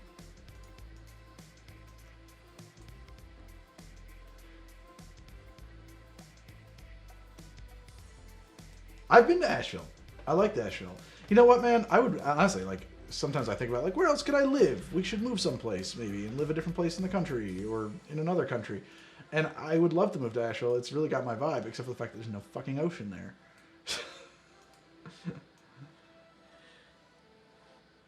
I like Asheville a lot though. Otherwise it's great. It's just that complete lack of water. Real problem for me. Greg thinks he's too good to vomit from horn dogs.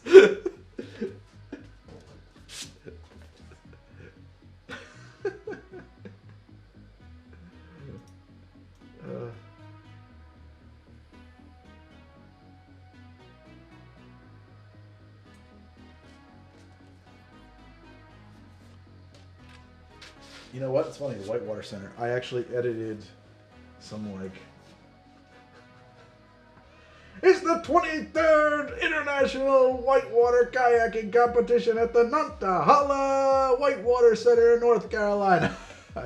I cut like a 1.5 hour special about that or something. It was ridiculous. No, it's not too bright. It's a flare. It's great. It's like dreamlight. You have to understand that that is real flat. It's not color corrected. It's in S-Log, or actually Panasonic. It's logarithmic. It's Panasonic's version of it. That's okay. It's what you're seeing is going to be great. It's just when it's you got to see the finished product.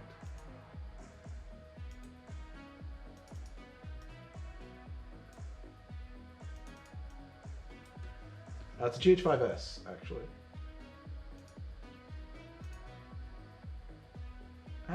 What is up with this drunk mouse? There's nothing. Look, man, I can put up a lot of shit, but a drunk mouse.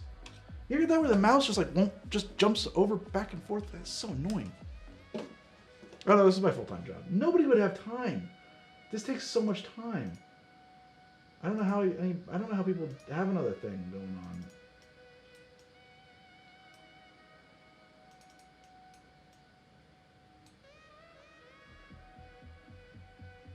I am not on a reflective surface. I'm on a wooden table.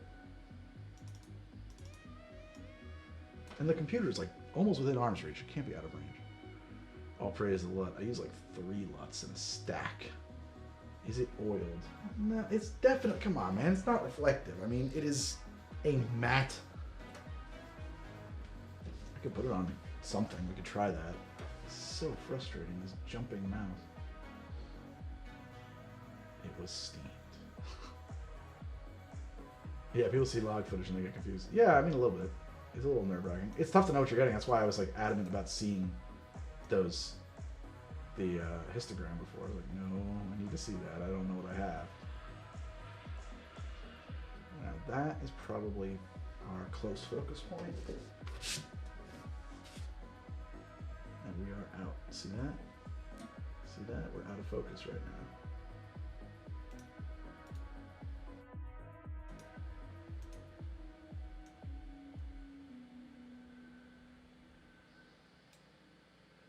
That'll be good. Okay.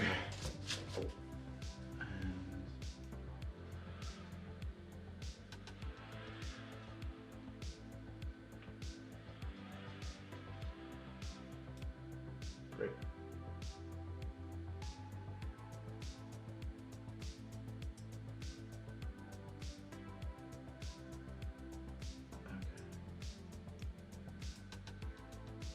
I really like the way this, honestly, I have to say, we used to shoot on a red Monstro 8K. That was the old How to Drink cam.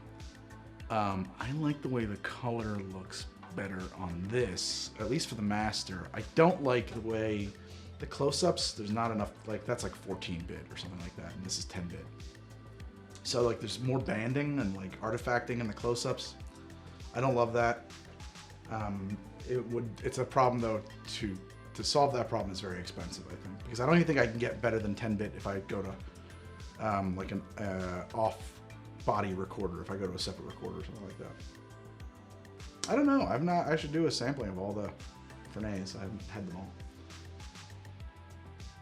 Soju, yes. I have a bottle or two of it.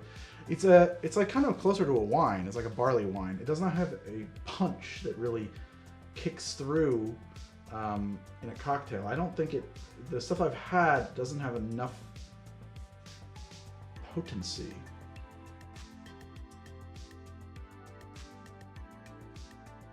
Exactly, in the Stream Monster, yes. This is a significantly cheaper way to film. I mean, just moving the camera would cost me another $20,000, right? Versus this slider that can do this to get something that can move that red around, and then I've got power, and I got a monitor, and I got to store the footage. Like, you're talking about insane stuff. Food and drink pairing. It's gonna sound crazy.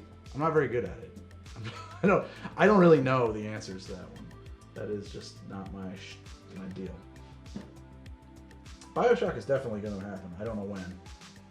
I have no specific plans to do it, but it's something I should do, right? Hit go. Okay, camera stops.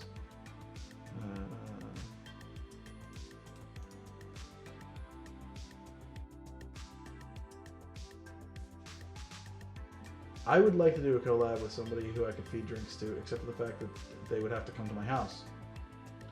And we can't have that. I have not had any Sotol. Fernet and coffee I haven't tried yet.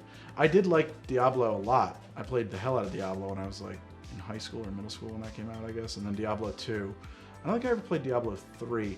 I think at some point I was playing Diablo 2 and I was just like, I'm just clicking very fast, and I really lost interest. That kind of ruined it for me.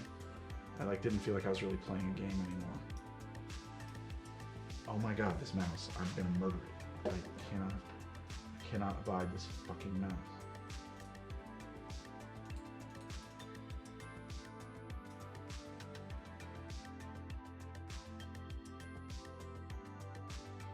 I am not recording externally.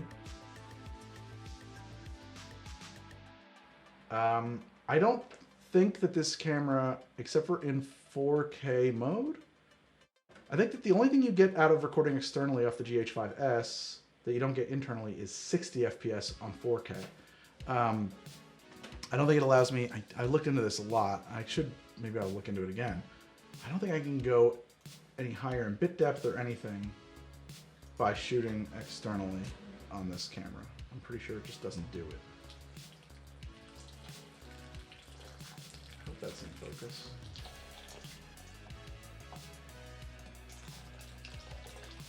Looks like it's focused.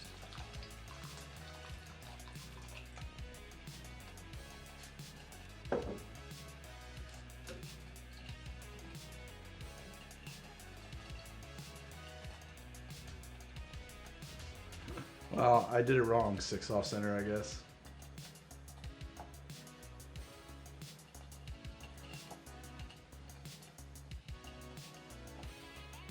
There we go.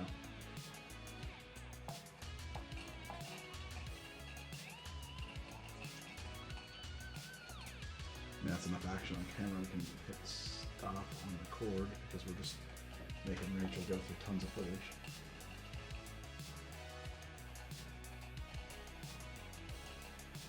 I think actually what's really weird on the GH5S is that the 4K uncrops. No. What is it? Yeah, it crops in on 4K and out on 1080. I think the 1080 is wider than the 4K if I'm not mistaken. Yes, it is cropped. Yeah. So my master shot is on the GH5S with a 25mm lens at 4K. And then I shoot the close-ups at 1080p because that's how you get 240 frames a second out of this camera. And I do that. This is on a 35. I usually use the 35. Sometimes I'll use the. Sometimes I'll use a 50.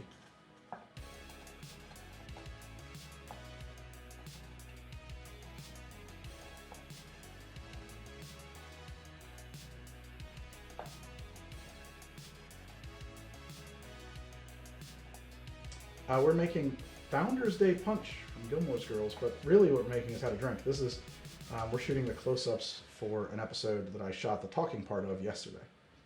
So this is a real behind-the-scenes kind of thing. Delicious. And something I didn't think I was going to shoot, but just occurred to me that I can. This thing is sticky. I should clean that off real quick. Ah! Burn my hand.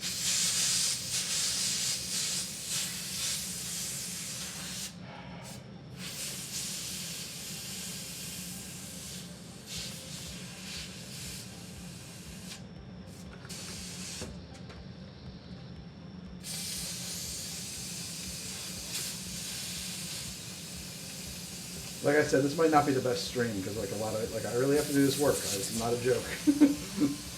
I will try to be as streaming entertaining as I can be, but I got to do the job, you know. I was cleaning this thing with a steamer. It was sticky from. It probably should have gone to the dishwasher, but you know you can spot clean it with a steamer too. What I want to do is I just want to hit record, and I don't have. Oh, I can use this. So this doesn't actually get used in anything. One of the things I remembered just now, at some point I grabbed this and I kind of scooped out all of these lemon peels and I got rid of them. And since I did the action, it's useful to get the insert for close-up. So it wasn't on my shot list, but we're set up to do it, I may as well. Okay, but that's enough. We got it.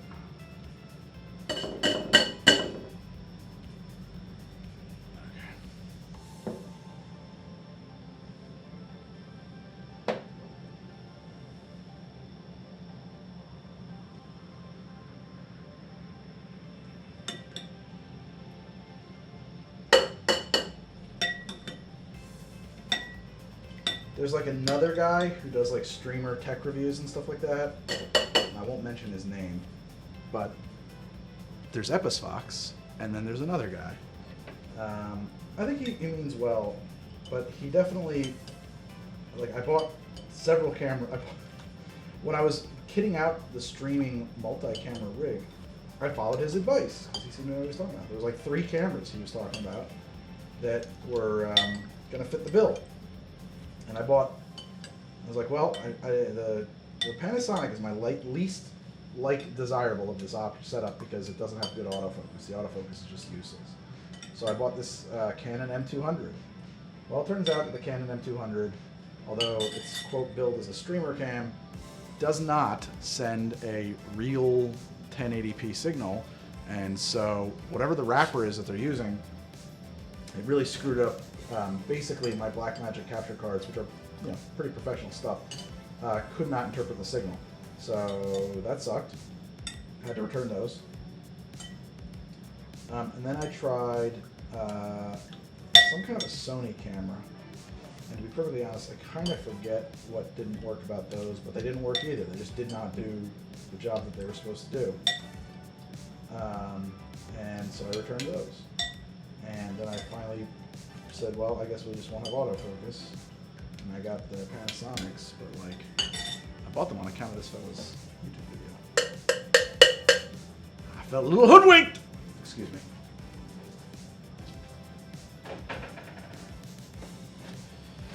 Okay, let's clean up a touch because we made some messes here.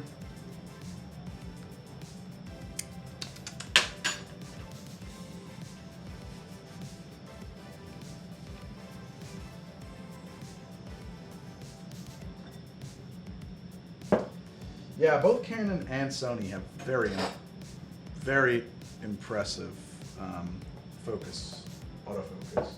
The Panasonics are terrible, but it turns out it's like not so important to me. So. They're good for other things. I don't think there's another mirrorless that does 240 frames a second, 1080p. Or if there are, there's not many of them. 240 FPS is a lot.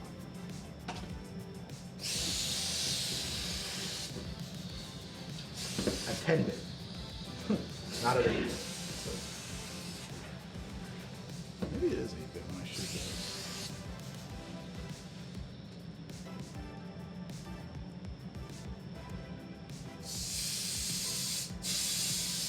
Literally. No, I really don't need the autofocus. Yeah. That was the whole point.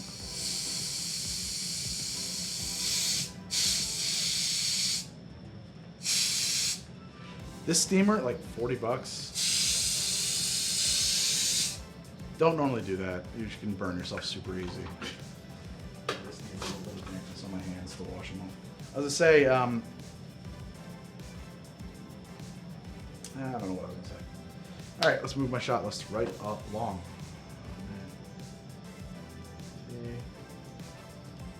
Apple option X? No.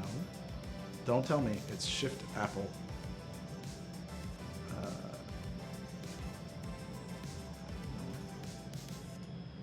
Don't do that. Shift Apple X? Shift Apple X. I got it. Shift Apple X. Okay. Yeah, they're really cheap. They're very cheap. This one is, I wish I had an affiliate link for you. It's a Pure Steam, world's best steamer. It's fine. Comes with a bunch of attachments. They're handy. Use them, don't use them. We mixed in this, if I recall. Now let's turn on my underlight. Oh God. So that has to get steamed. There's spots on it. This is why the steamer is clutch.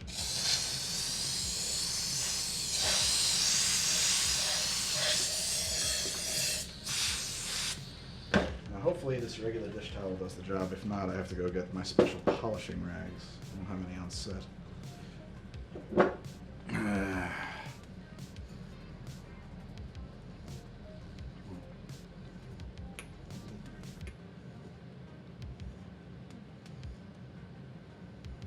How are the commissions going? You don't have to answer if you're actually off work right now. The commissions?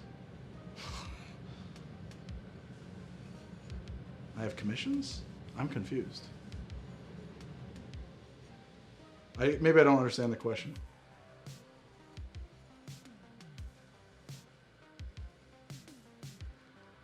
Oh, it's eyes. Got it.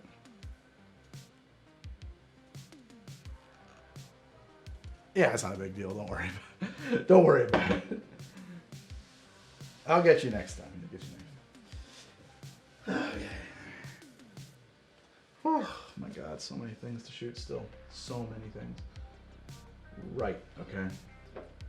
Alright, we shouldn't have this because we're going to cheat a close-up real quick. I think we'll turn off the underlight. And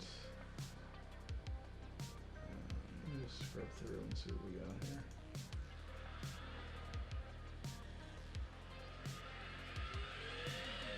I ate. I ate what I was allowed to eat, you know. I said I'm on a diet, which I don't love. But you will have in life either the pain of discipline or of disappointment. And that's just the way she is. And even if you have the pain of disappointment, you will also probably still have the pain of disappointment. I'm making punch. Okay. Let's just make sure that this focuses where I'm at. No, we're not in focus there. I need to like cut one of these out and put it on like the end of a stick. I will do that. I think I'm gonna order another one.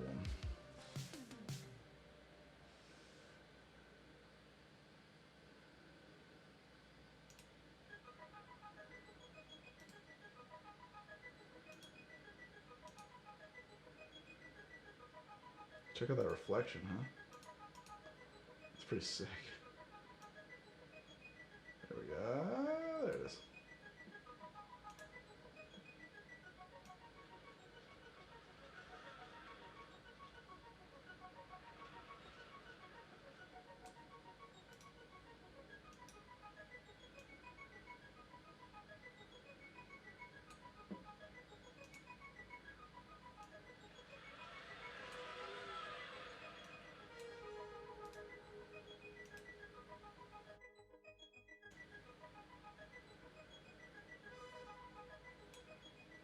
So who's into Perry Mason? Yes, it does, but it doesn't. Trust me. Trust me. You gotta trust me on this one. The light's gonna be good.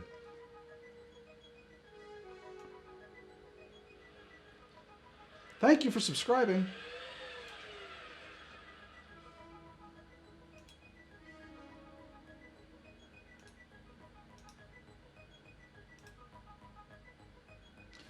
Slow-mo, low light, that's a big factor. There's like you lose tons of light when you shoot slow motion.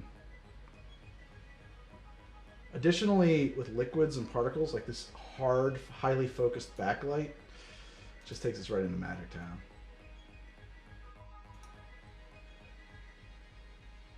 Perry Mason equals retro wave. I never would have considered that. Is music still running? Yeah.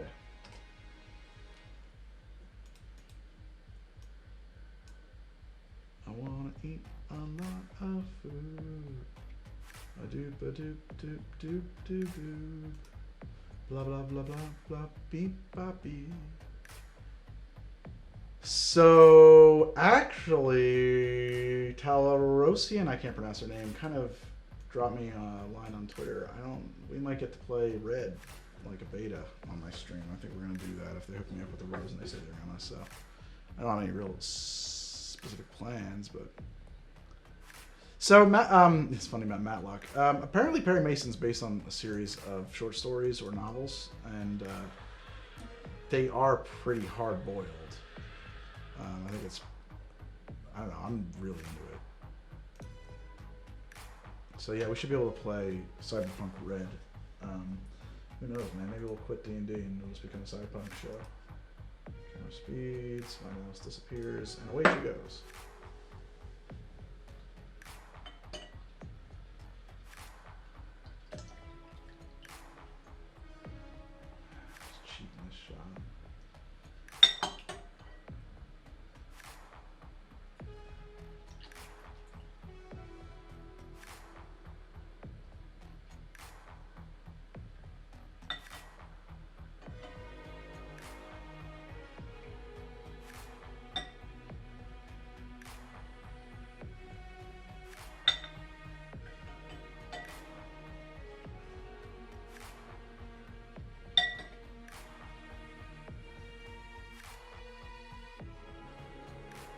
Currently we are playing 5th edition in a homebrewed low magic Bronze Age setting I call Quorum. Okay. Ooh, that's weird. Did something become unplugged? Oh fuck, what happened? The camera stopped being right. It just get like unplugged. Is that what happened? No. Okay, I hope. Seems like it's still recording.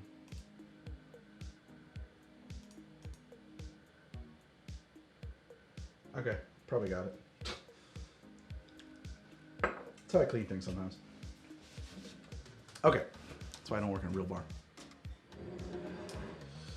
Okay, let's see. How are we gonna do this? I'm gonna get that guy in there. And we'll light you. That's 100%. See, and I think this light, this is a soft light currently. I think it should probably be one of those, realistically. And then I'll get this back. This control box is on the fritz.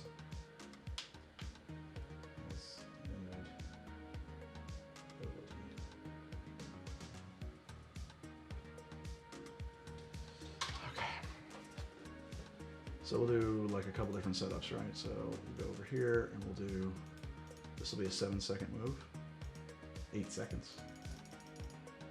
Okay. Time live motion will loop, continuous. And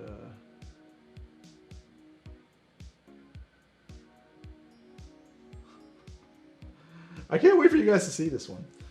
Yes, there will be halation in this part of the frame over here, and there will be like a bloom of light. It will blow out a little bit. It's gonna look sexy. It's gonna look good. I think it's gonna be fine. I hope, maybe I'm wrong. I could be wrong. Anything's possible.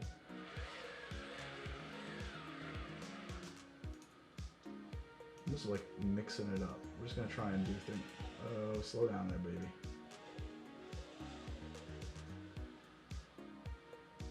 So I'm making a drink that I call Founders Day Punch. It is based on an episode of, anybody ever wonder what the light under the bar looks like? It looks like that.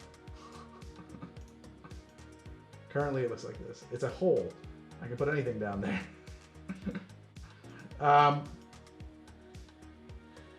It's called Founders Day Punch. It's based on an episode of Gilmore Girls.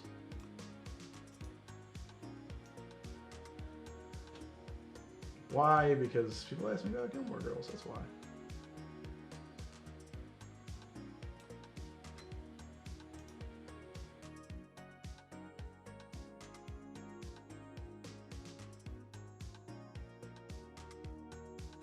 No, it's not the fish house punch. It's based off of a early 1800s recipe for ruby punch. And I'm actually really looking forward to finishing this so I can drink it, because I've decided I'm going to allow myself to have that. It is good.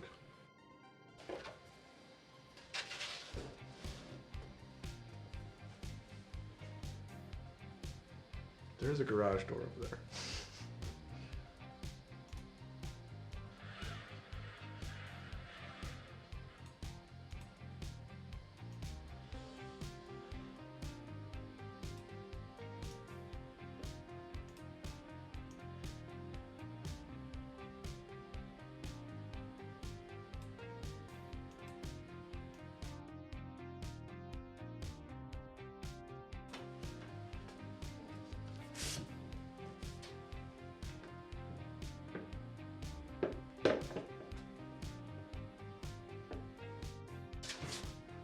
Okay. Works for me. Record back here. See, now I don't know if you guys can see the tiny screen, but I'm hoping you can. Anyway, since we're just feeding the screen real estate, nothing's going to make that, right? So everything needs to be trimmed or curved, softened. But that actually affects that. So it's like you have to actually check that everything is still lining up. Everything is still in focus, etc. It's a slow process. People named it Steve. The plate underneath it says Canada 1956. 56? Yep. October 1956, Canada.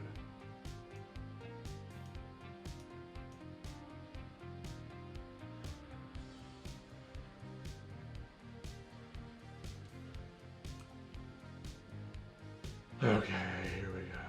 Live motion, click continuous. Load her up. As the deer apologized for being shot. I see. Canadian joke. Very good, very good. Ah, what a dumb thing I just done. What a dumb thing. I made the handle sticky. I didn't want to do that.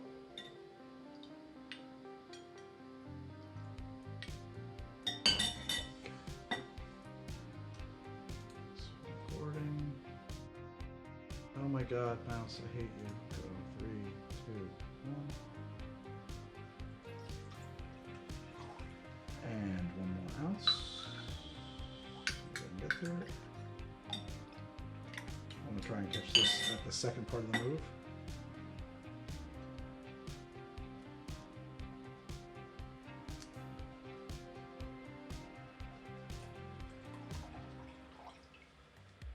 Okay, there we go. That's the shot. I use a board. Growing up, we always played Theater of the Mind, but at some point, I think taking the tactical elements of D&D combat seriously is very important to player enjoyment. It makes it into a game, and I think that that's very important. As far as like player agency goes, and kind of getting what I want to do out of my way. You know, once it's on a board and everybody can see where everything is, I can't really fudge it. I can't cheat stuff. The dice are going to tell us what happens. And that means that the actions of the players and the consequences or benefits therein are going to take place. You know, I'm not running the show. I'm just sort of adjudicating it. Yeah, the best book I think is Imbibe, which I have right here. It's David Wondrich's Imbibe. Probably a link. Actually, there should be like if you look in the doobly-doo, there should be things down there. It's like gear. I've got that listed there. I got all my favorite books in there. Okay, so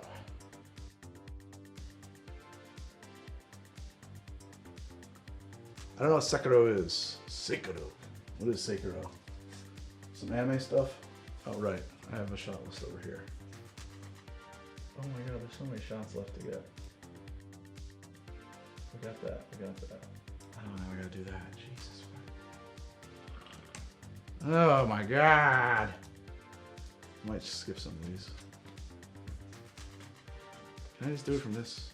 I can definitely do it from this slide resolution. Can I do it from this program? Probably not. I know I can't. I don't know why I'm thinking that I might be able to. It's a stupid question. Okay. Next slide.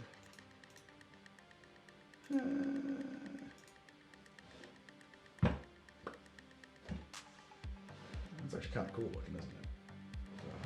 Like, boom. Oh man. Never mind. That's the shot. Okay. Go there. Do this sucker as. Let's do 12 frames, 12 seconds. And get my Foki card. Happily, this episode of How to Drink that I'm shooting close-ups for is very involved. The next one is very easy. So we're doing 2 episodes tonight. I am. I don't know if you guys are. I don't know if you're going to hang out for that.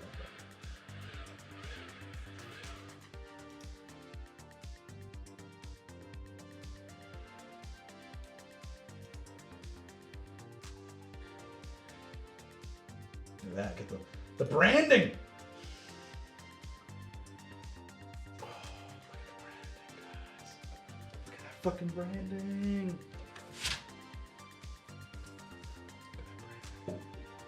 You guys let me know if the sick synth tunes kick stop working. Please.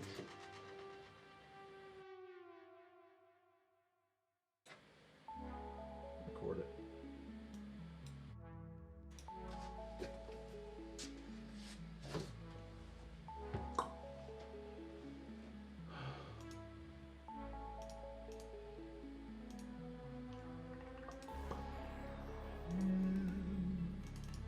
I'm looking at like alerts, animations. Episfox has me like rethinking some of my graphics.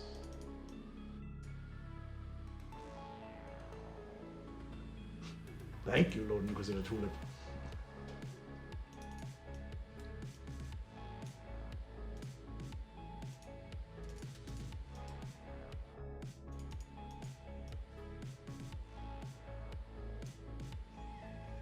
Hey, Gina.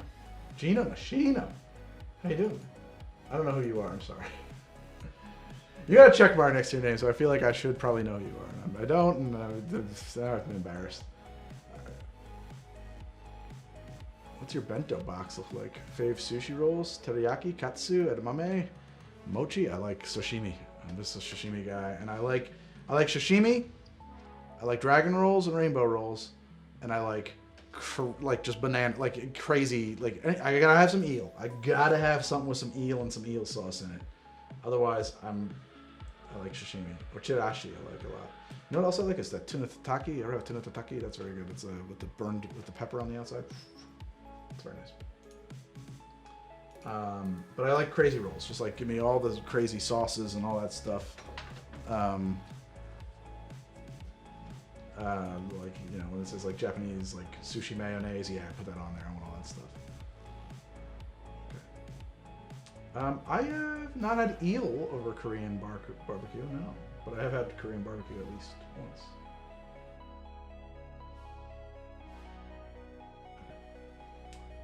I got into rolling sushi many years ago, and I have decided that it is more trouble than it's worth. I'll just let someone else do that for me. Thank you. Okay. Yeah, great.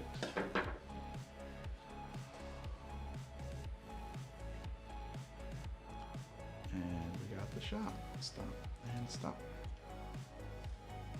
Have you had horseshoe crab? You can eat horseshoe crab? They're all over the place. I didn't know they were edible. I know they have that weird blue blood. Alright.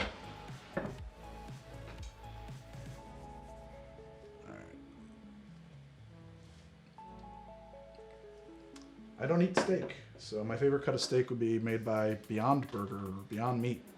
Those are good. Yep, this is the behind the scenes for creation of an episode that has not yet released. I just shot the master part yesterday. Now I'm doing the close-ups. And I'm trying to think about how I want to do this one. I think I want to do this one up really close. Hype train! Woo what? I'm supposed to do that, right? I'm supposed to act like that.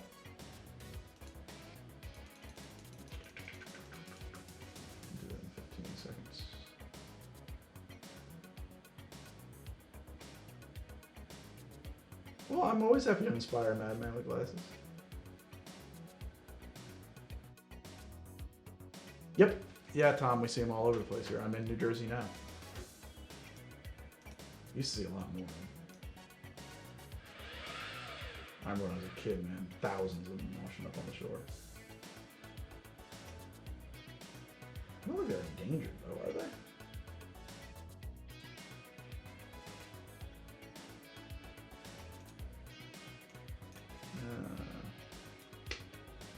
You know what? I don't know if this is going to be the shot that I want it to be. It's just going to be... Oh, we can do this.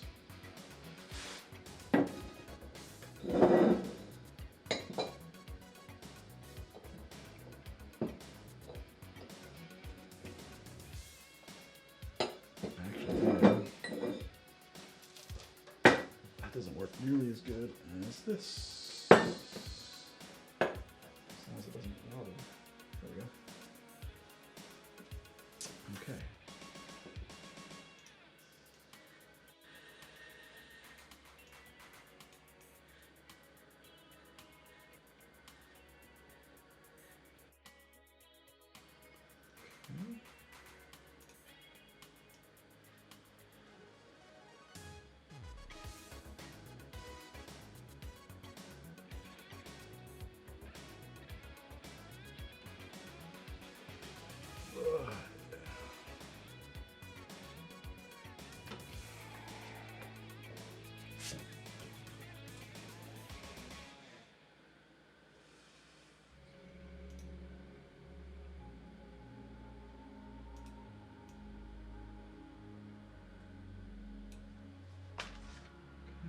actually, let's go. Let's do this in. Set this up to be a 36 second move, and you'll see why in a second. We'll do one keyframe there, and then I will advance time to, let's say I will have this much time, whatever that is, to do part 1 of this strike, which will go this way. And pan like so. And actually float up to there. Maybe even pan a little bit more in the other direction. There. That's because my action's actually going to be right about here. So I'm going to record a keyframe there. And now I only want to have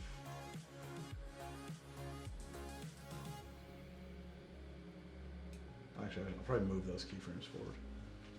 And then slide up and pan over and tilt. Dive it down to the bottom. There. And can I do this with my eye?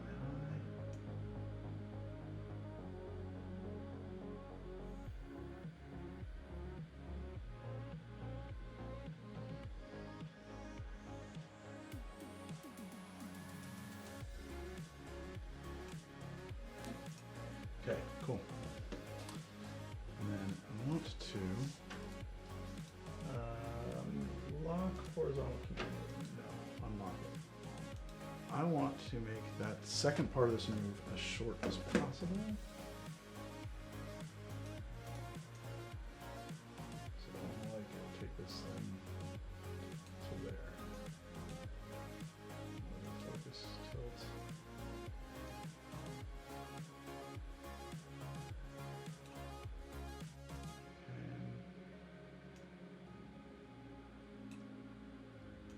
Slider. Yeah, kind of whatever the slider minimum is, right there. Set focus.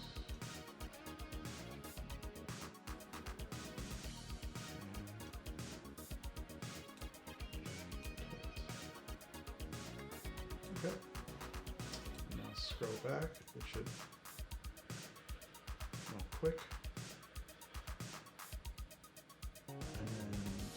Kind of slow orbit. Great. Only thing I gotta do now before we shoot this is clean that damn glass off because it's disgusting.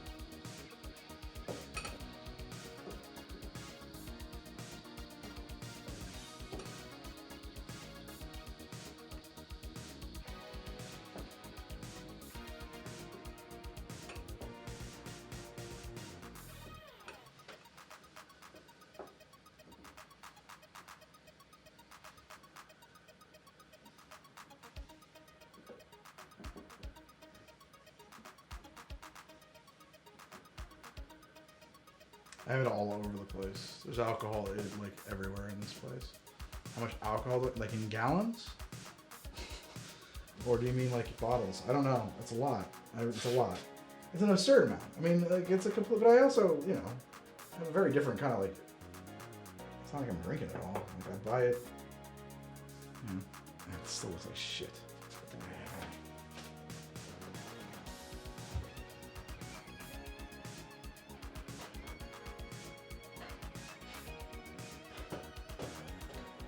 I'm back. Sorry about that. And these glasses absolutely have to be clean. These Riedel glass polishing rags will help.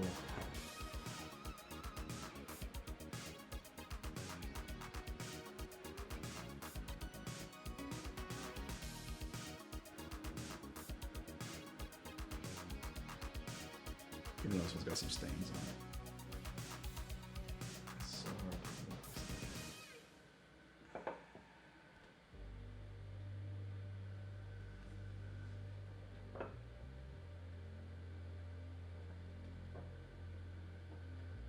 That'll work. Okay.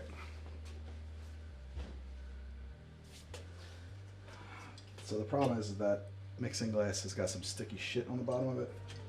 It kind of keeps migrating around, but there's not much I can do about it. So.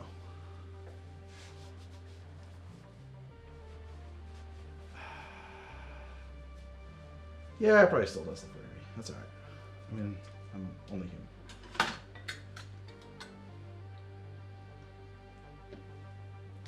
How much is it? 3/4 of an ounce. This is also sticky. Everything got sticky. Oh.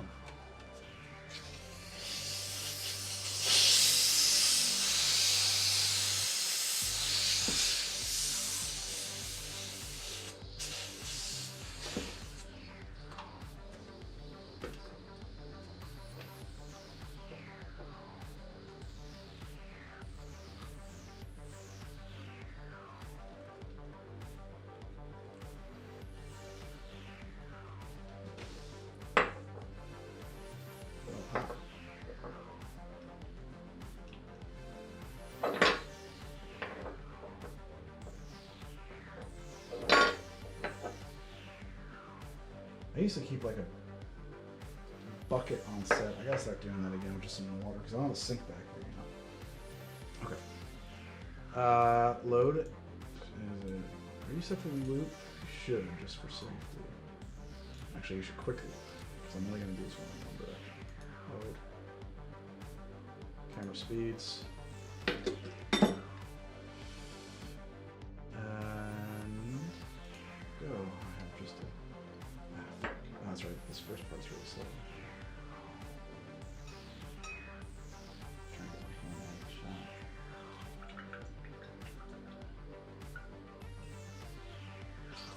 Oh God.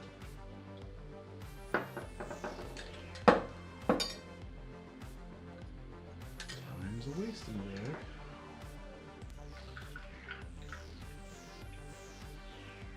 Here we go. 1, 2.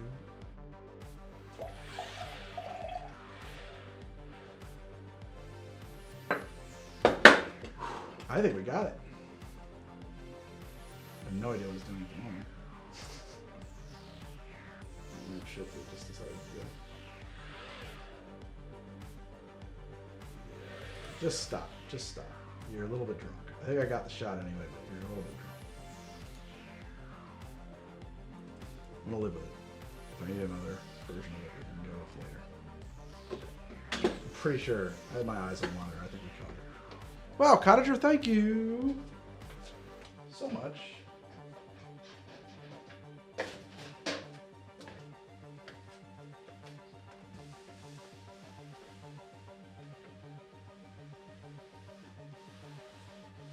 right, let's make these next ones real simple.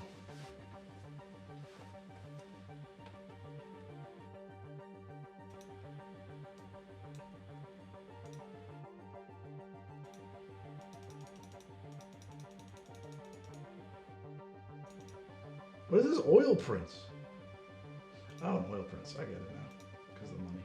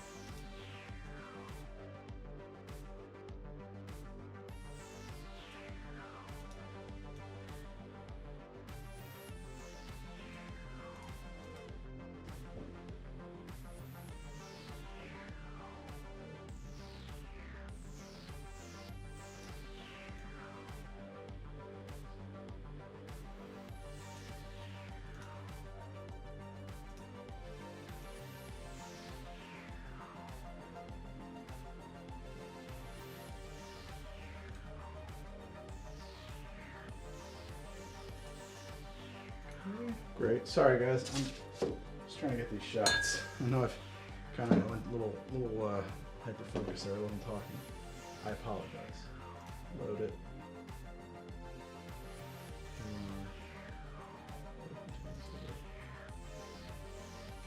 Speeds. This goes. 1 ounce of port.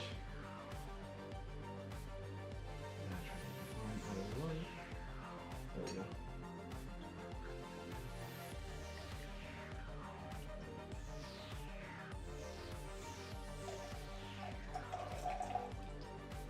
Great. It's actually a little bit more than an ounce. I'm not even gonna. I will pause the camera. We're just gonna keep rolling. Stop. Record. 1 ounce of Batavia Iraq. See if I can cheat it a little bit differently.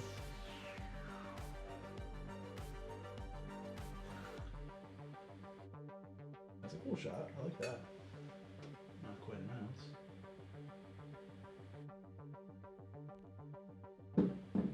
3, 2, 1. Great. That was great. Hit stop. Nice. I got something there. I think I know what the next move is. It will necessitate me not doing this anymore. The next shot is doom, doom, doom. Yep, we got all that. Next we gotta do milk in this other mixing glass, which has spots on it.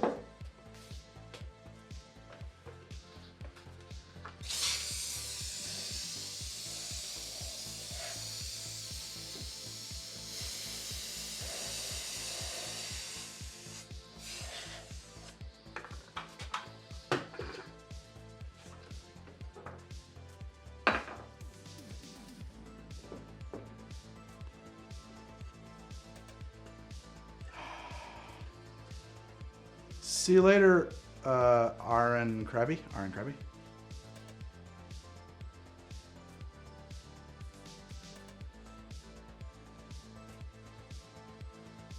Ew. Oh god, there's some shit in here. What is that? Ugh.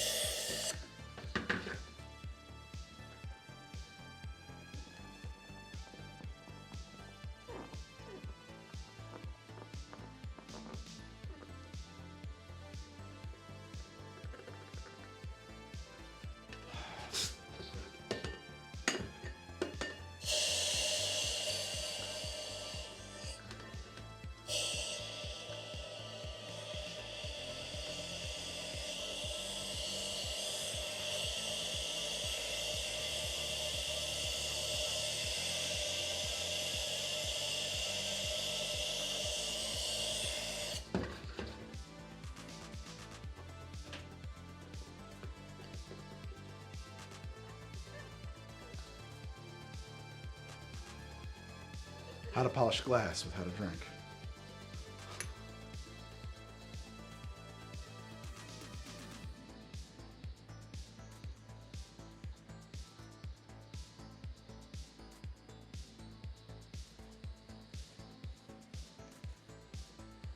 Guys, we're at a hype train level 5. What? Oh my god, you got 14 seconds, 13 seconds. I don't even know what this means, but it's amazing. Thank you so much. Good hype! Hype train success, level 5 at most. What even happens now? I don't know. I'm gonna push share.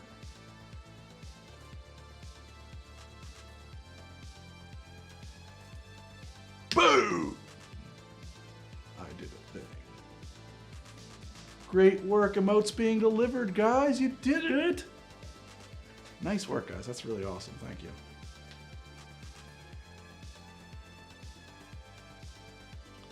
I actually have a designer friend who's working on subscriber and bits badges, and we're doing emotes, and there's gonna be a whole design thing that we're working on. It's like there's so many things you have to design, like so many things.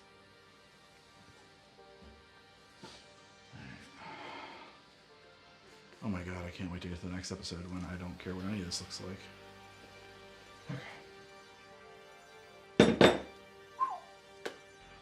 Okay. Easy peasy pour. Do this one. Please stop. Down, slider.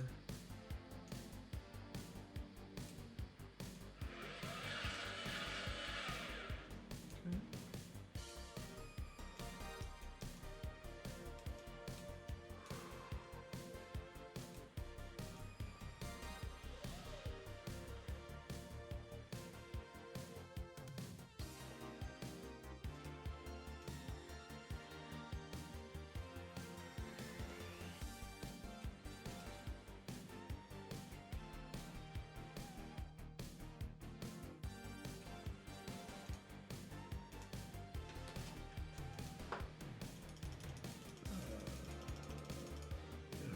That's probably way more than enough.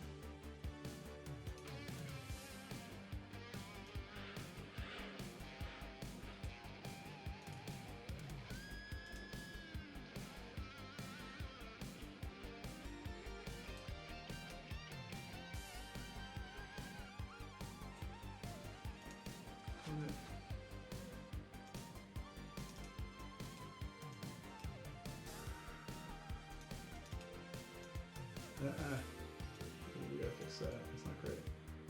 Lock them horizontal. Okay, great. Live motion, just in case we need a second to go. We'll do a loop continuous. Load it. This reasonably cold bottle of milk. And hit record. There's the mother.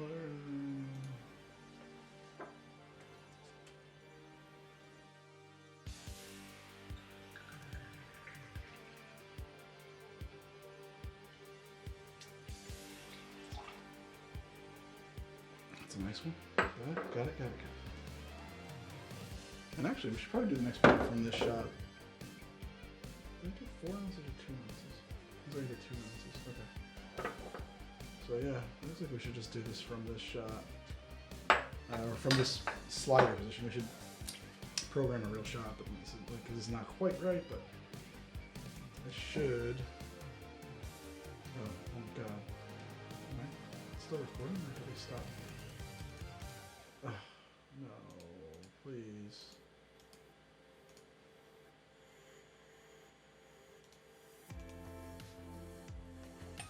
I'm a little nervous now.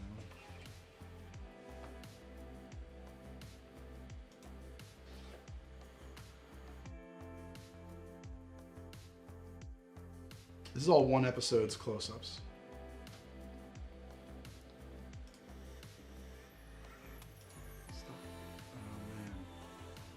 Cool. Okay. So if I pour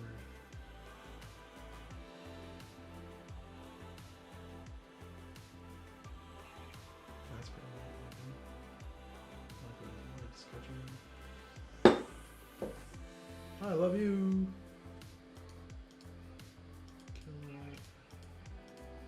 Sorry, I'm not good at this. Gotta keep talking, gotta be a cool guy. Gotta be so great at everything.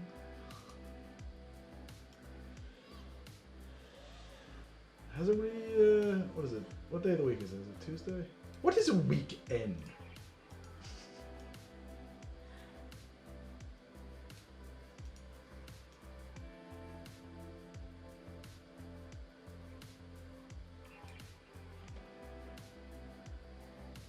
Yep, that'll be great.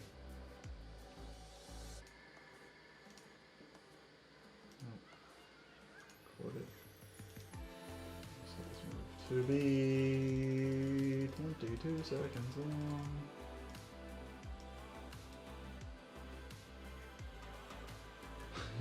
We get that you need to do the work. Thank you.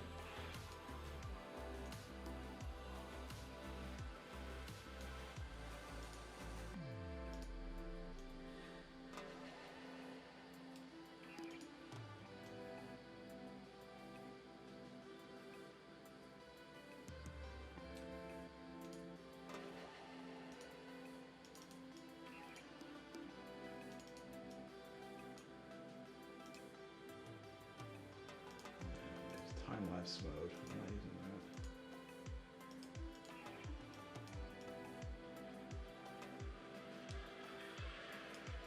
that. Great. Load it. Camera speeds and camera moves.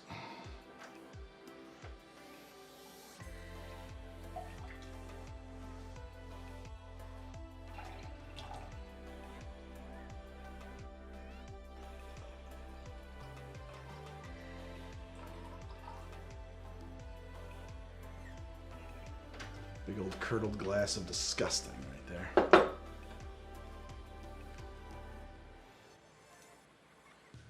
And stop. Good.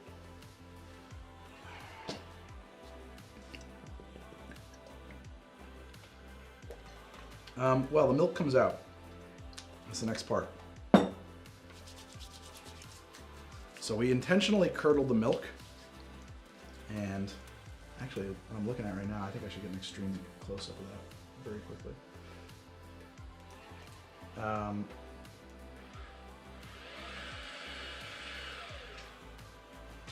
Boost this up. So we've intentionally curdled the milk, which is going to bind the casein in the milk. Casein is going to bind to the acid components, and then we're going to remove them. It's going to suck them out. Makes for a neat thing. It's called milk punch. Does a whole bunch of different things too.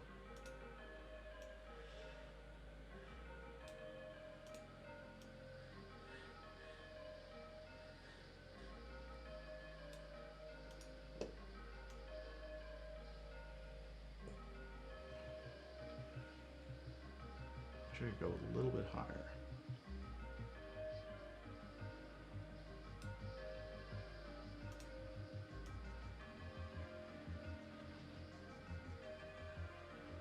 Damn, that's gonna be fun.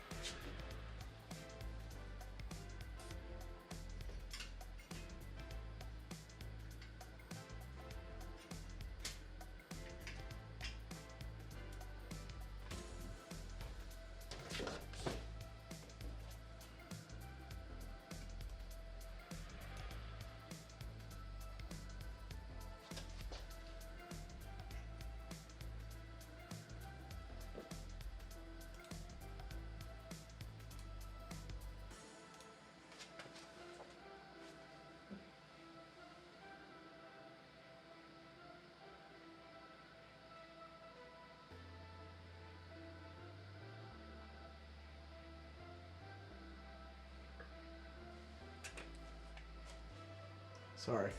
You know what it is, guys? I'm super focused. Yeah, sorry. I'm just trying to pick up some speed here. I'm just like killing me how long I've been on this drink. This is too long. This is too long to shoot one drink. It's killing me. Alright. I think what I gotta do is rinse this a little bit. Okay. Just going around the corner here for 1 second, guys.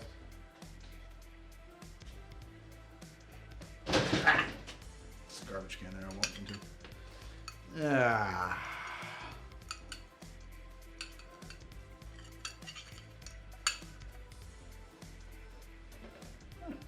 Okay. Look at so long.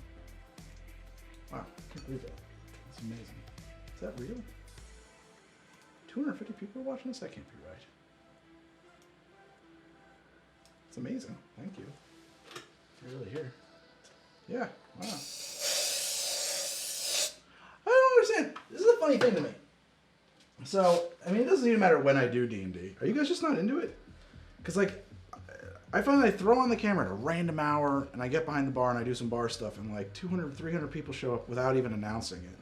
D&D, I'm constantly plugging that shit, and, like, we're lucky to get 200 people to show up. And it doesn't matter when I do it. I don't know.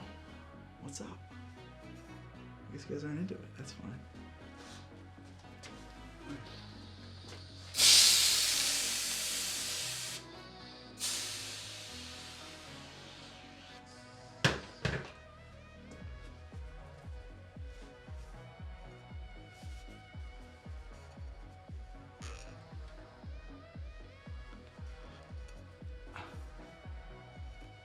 Humans are contrary as fuck. Alright.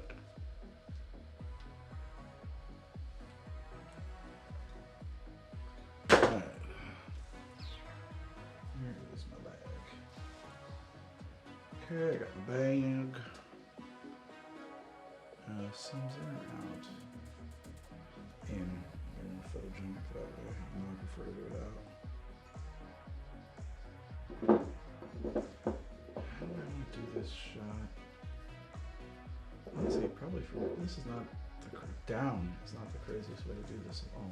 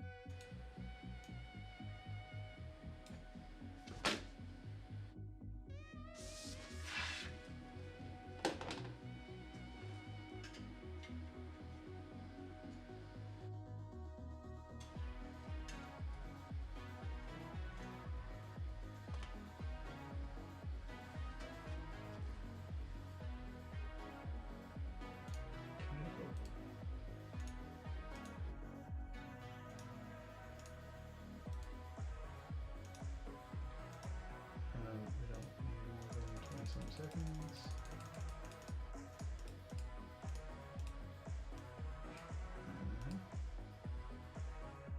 See on the line. I really don't need much of it. So you just want to move in there. I just want to move because otherwise it's going to be really flat. Oh, actually, you know what we should do? No, we should make this like, not a minute, but like a lot. Yeah, like a minute. We should make this a minute. Not a minute, but yeah, like a minute. 59 seconds. Nice. All right, and then the slider will actually go all the way to the wide.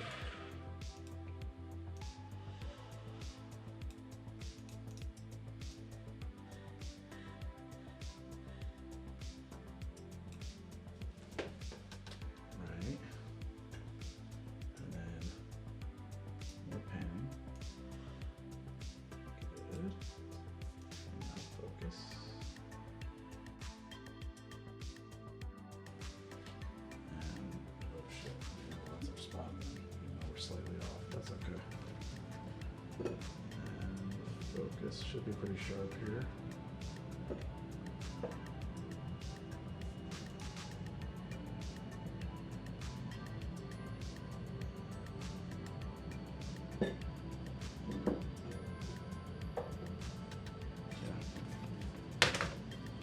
Okay. Record that keyframe.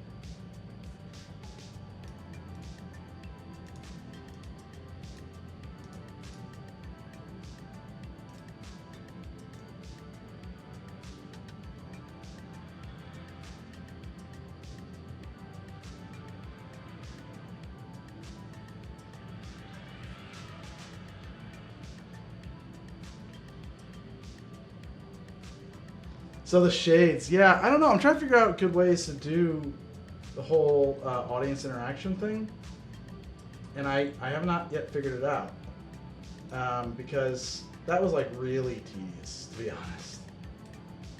I didn't really love just how much time that took.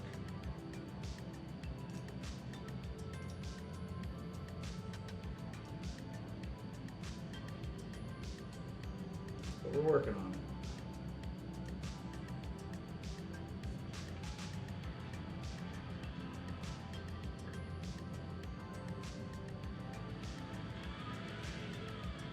As a matter of fact, I kind of asked my players to stay out of the chat room because I want them focusing on interacting with each other more. They have ignored my request.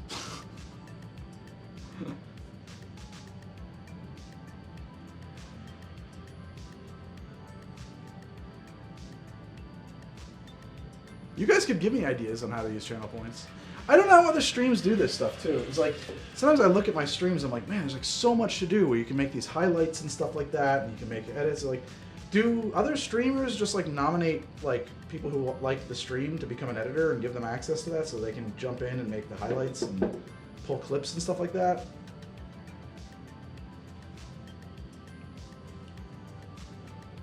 I don't know. Why would I teach you how to play D&D? I'm already just playing D&D on the other thing.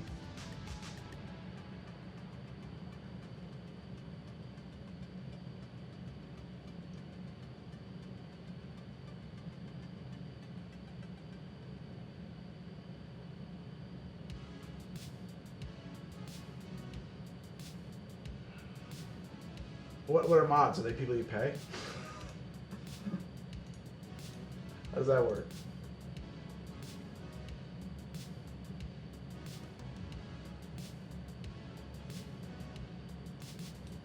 Right, so MCDM pays somebody. Yeah, well, no, I feel like you should, though. Like, it's a job.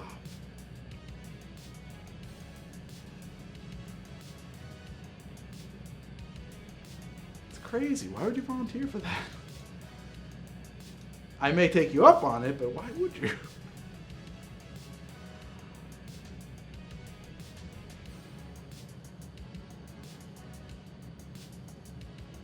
For the clout. Oh, for the clout. Got it. Got it. Yes. For the clout. I got you. It's a clout thing. Alright. Camera records. Motion is a go. The pour begins. Ugh. It's real pukey looking chunky shit. Oh good.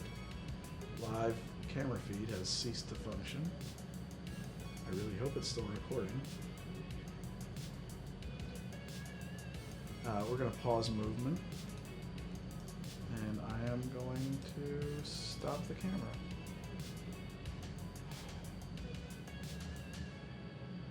I really hope that recorded. Installing a sink in here would be difficult. I would have to actually do it on like a reservoir system. Somebody tweeted about it, like a portable sink that they had built for their bar for like $60. And I was like, my God, teach me your ways, but they never got back to me. because I would love to have like a heated reservoir and bucket that it drains to, and like just like an electric pump or like that. I mean, I can't plumb this since I don't own it, so.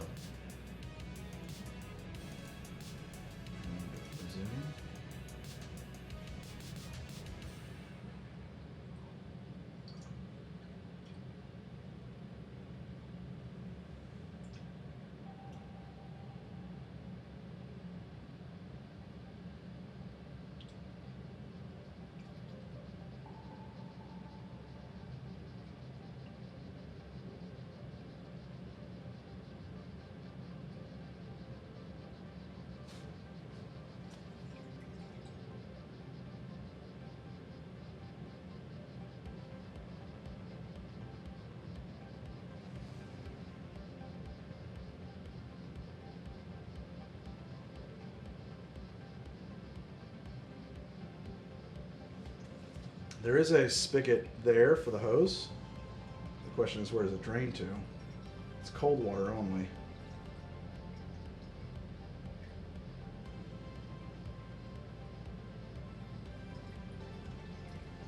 Technically it's milk punch, but this is a recipe I came up with for Gilmore girls called Founders Day Punch. It does have a rather wet testicle look, yeah. Although, I mean, if your testicles are that color, that like reddish, beaten, bruised color, I would say doctor about that. That doesn't seem right.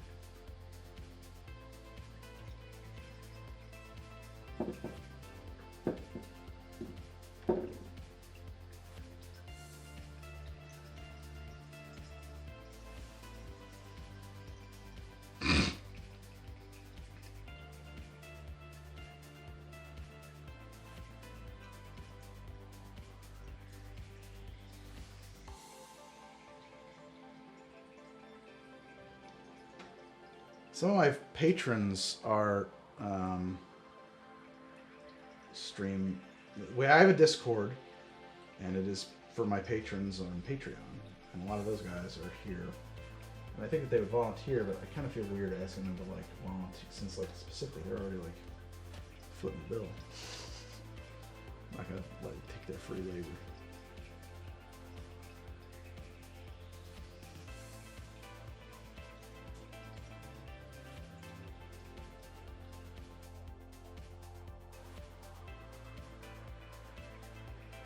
I think Eyes of Sin is from the Discord. They have different names on Fictionalist.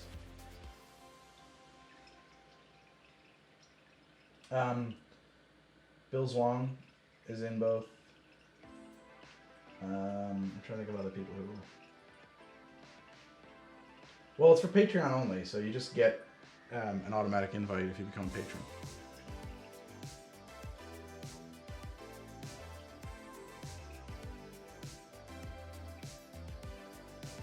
I've thought about doing a public Discord, but like, I don't know, man. It just seems nuts to me. All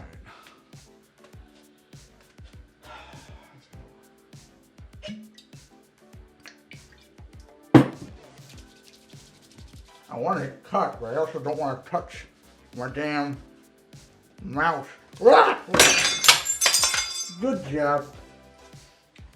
Good thing I have another one of those. Yeah.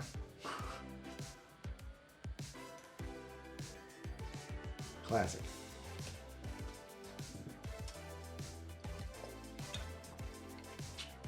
I guess I gotta make a technical difficulties holding screen. Episbox has one.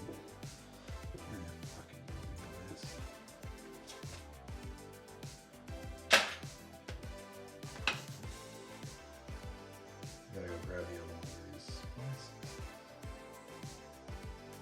Well, this is the back of me.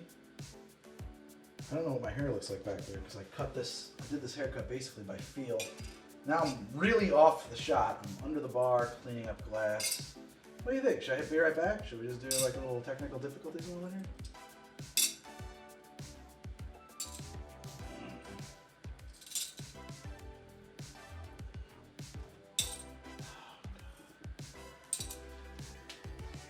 So much fun.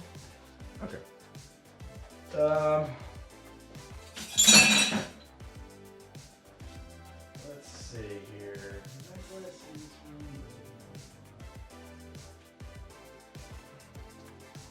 Guys, it's time for me to say I'll be right back. I will be. It's going to be quick. I'm just going to step out for a split second here, find a glass. So I'll be right back. Please enjoy this message from Twitch's sponsors.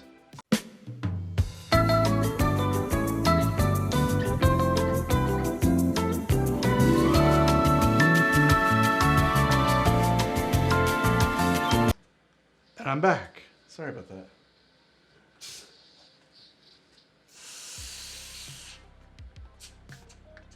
This thing now empty. Is that what's going on here? And now one thing, it's another.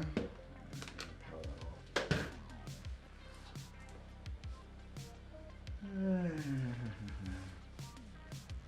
think this is my last of those, so I do not want to break this one.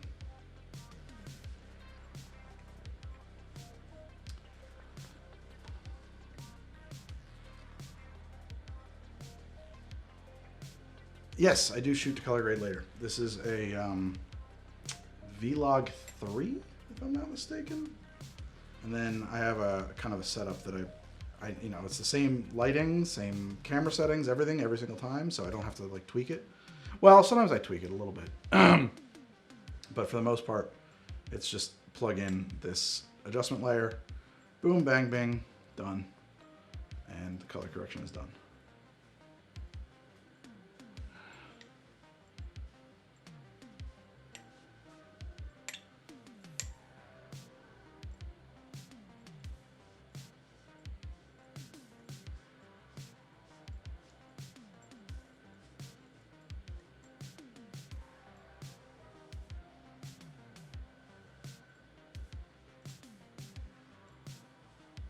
Yeah, I grade in Premiere. Do everything in Premiere. Well, not everything. I do motion graphics in After Effects, but yeah. I think you mean Dale DeGroff's Pimento Dram, and I do have a bottle upstairs. It's great.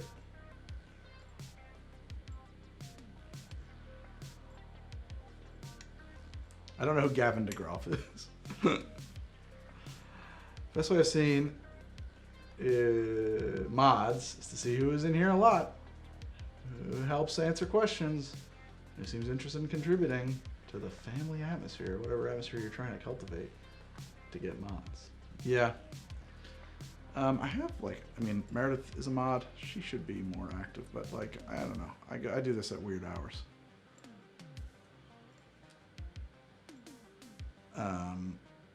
And then, yeah, I should get some community mods. I really should. Well, so with Twitch, you've got mods and editors. They're different. They don't have to have the same permissions. Like, I can make somebody a mod. They can't necessarily go into my video producer and start pulling clips from stuff unless I make them also an editor. They're kind of different things. What about my wife? My wife has other things going on, guys. No, it's a good point. I think that she gets very embarrassed seeing me work. Like, she has like social anxiety by extension or something. So I don't think that it would be a good fit for her, to be honest.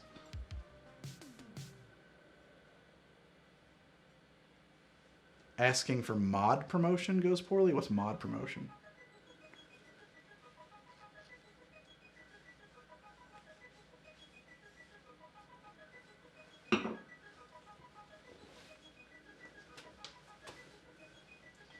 Yeah, we have very different like relationships to public persona. She would not be able to do this job. She's not the extrovert that I am. Let's put it that way.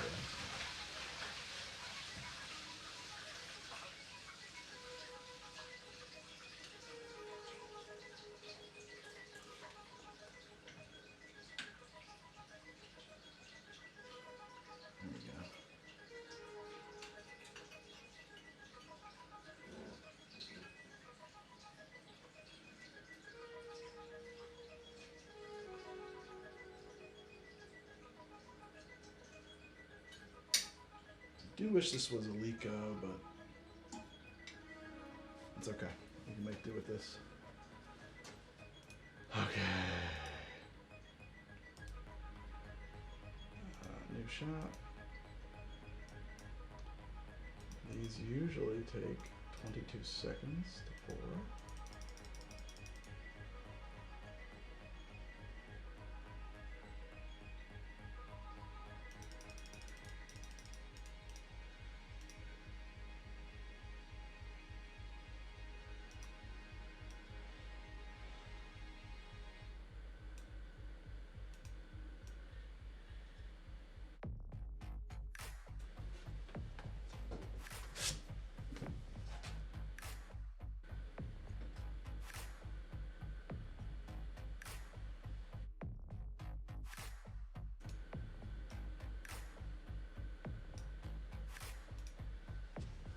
Okay, 22 seconds later, I want to be kind of looking at this thing from its own level.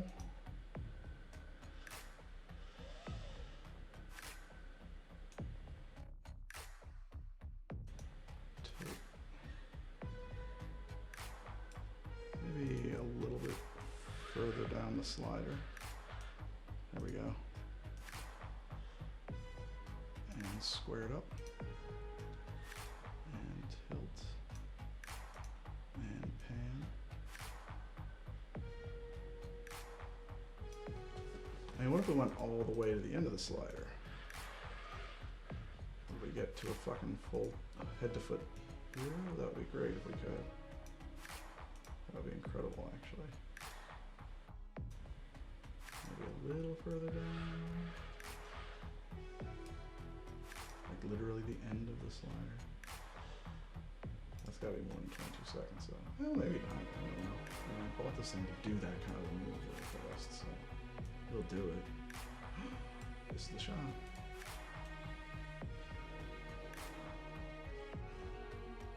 Oh, well, now it's in focus, I don't like it.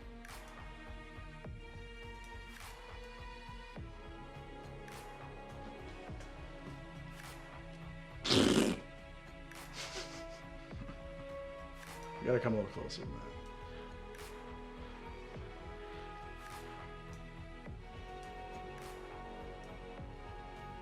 I wish I could adjust. I wish I had more axes of motion that I could control, but dollars, many, many dollars. This'll work. This'll work. Maybe just a little bit less of the foot. Give it a little more. There we go. And the focus looks pretty sharp, but let's just double check. Great. Record that keyframe. Look at those crazy lines. Those are not things that can happen.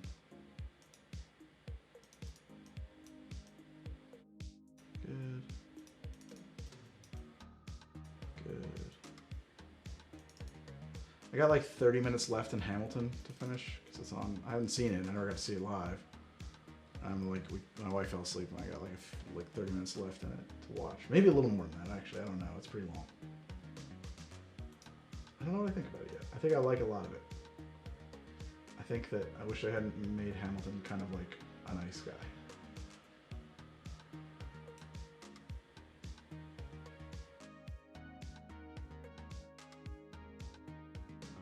Ooh, risotto is always so good, yeah. I do love a good risotto, if it's made right.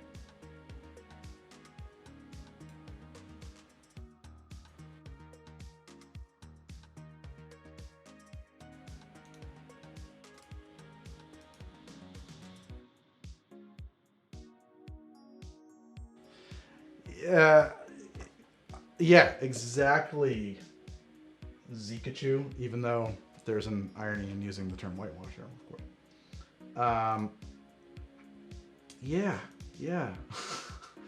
I mean, I was talking about this too. Like, they definitely, they definitely said he was, like, the play makes him an abolitionist, which he definitely was not. That is crazy to suggest.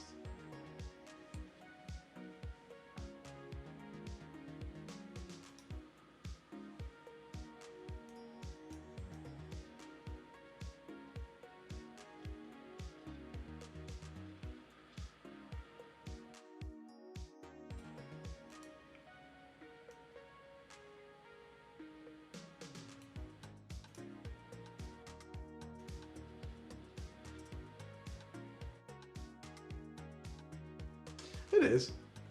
That's what the word means. But yeah, it's just an amusing music. All right.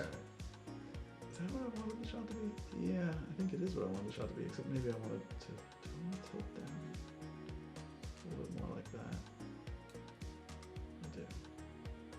No, I don't. Yeah, fine, we're good. Live motion, loop continuous for safety. Load it up. And we'll come in from there. You're gonna fail the load. I have to quit and restart. I've never picked up the amber, I don't think.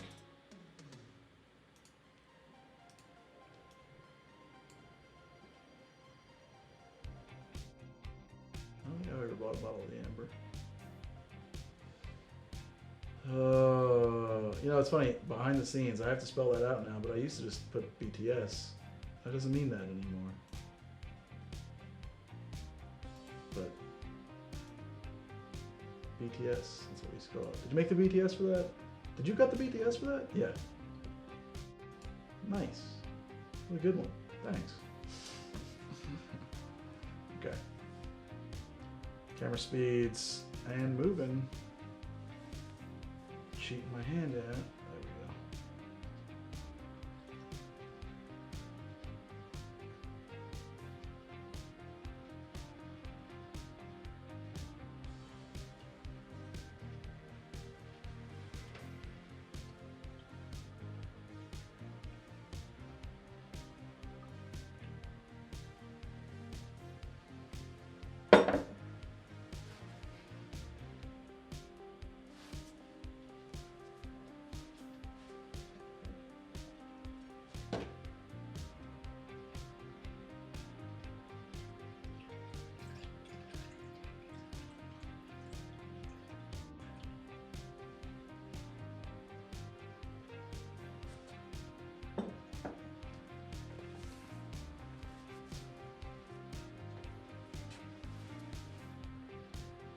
I was trying to keep my hand out of the shot. My grip was slipping on the thing. It was a complicated series of compromises that were being made there.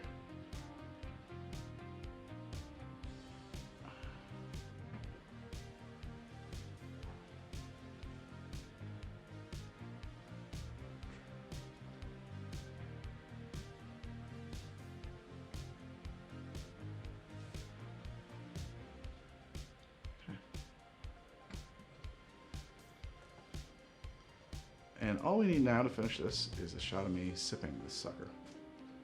And to do that, 35, where do I have to go with this thing? I gotta move the camera. Oh, I should also hit stop on record.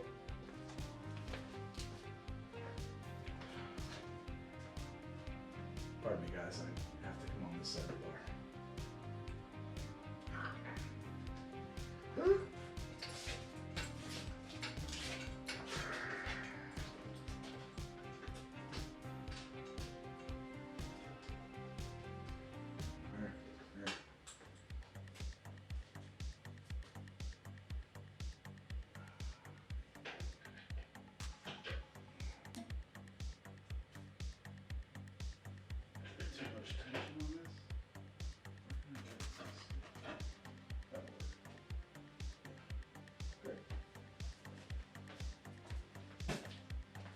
Basically level.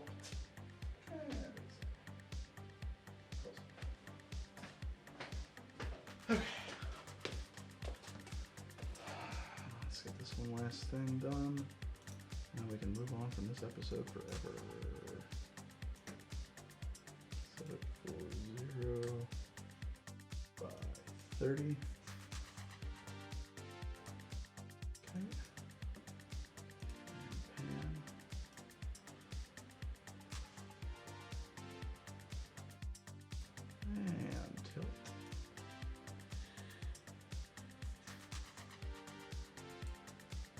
Focus.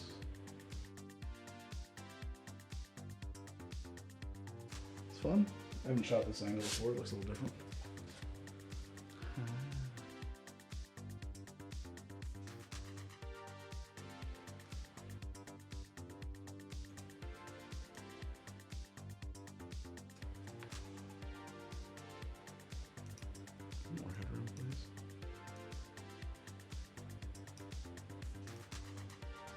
little off kilter, that's alright.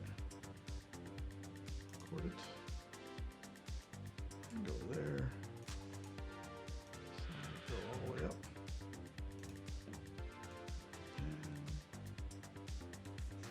And roll tilt. And focus should still be pretty sharp.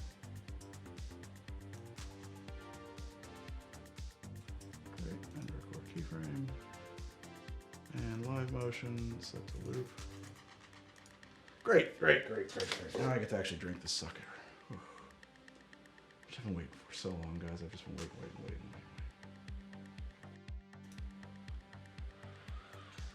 Okay. And record and go. I'm gonna do some really goofy shit here. I gotta pose for the thumbnail too. Ooh. Actually, hang on. Stop. Where's my hand? My hands will be like kind of roughly up here. There we go. There we go. Nice. Now I can record again. It's kind of shooting some light into the glass there. Oh wait, there's my camera. Thumbnails.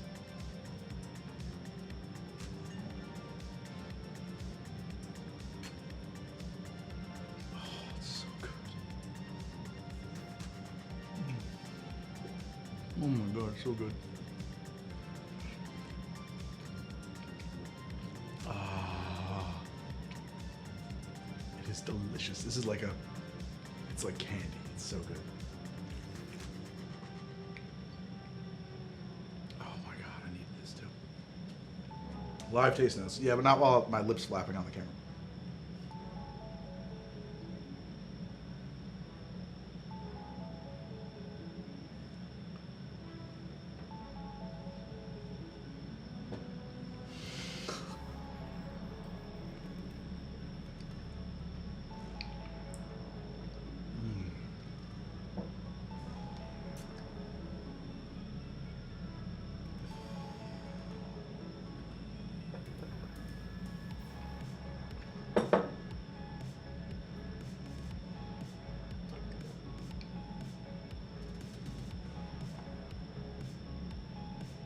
Founders Day. Oh, and feedback stopped on the camera, so presumably it's still recording. I don't know.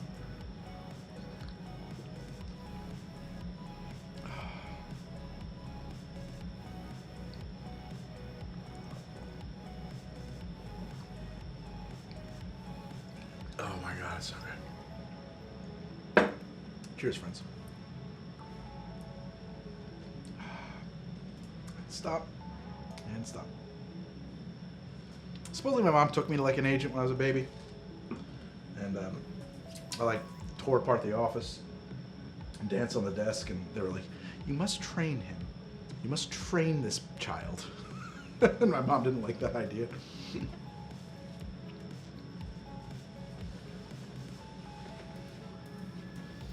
Tasting notes. Here we go. Ready? This is live tasting notes. I'll give you the real rundown on this one. This one is sweeter than the one I made the other day. The other one was tartar because these ingredients were a little bit fudged for camera. So this is not the tasting notes you'll get in the episode. Don't think it's because I was lying. I just didn't make this one the same way. It's not quite as accurate. It's true enough for picture. Okay.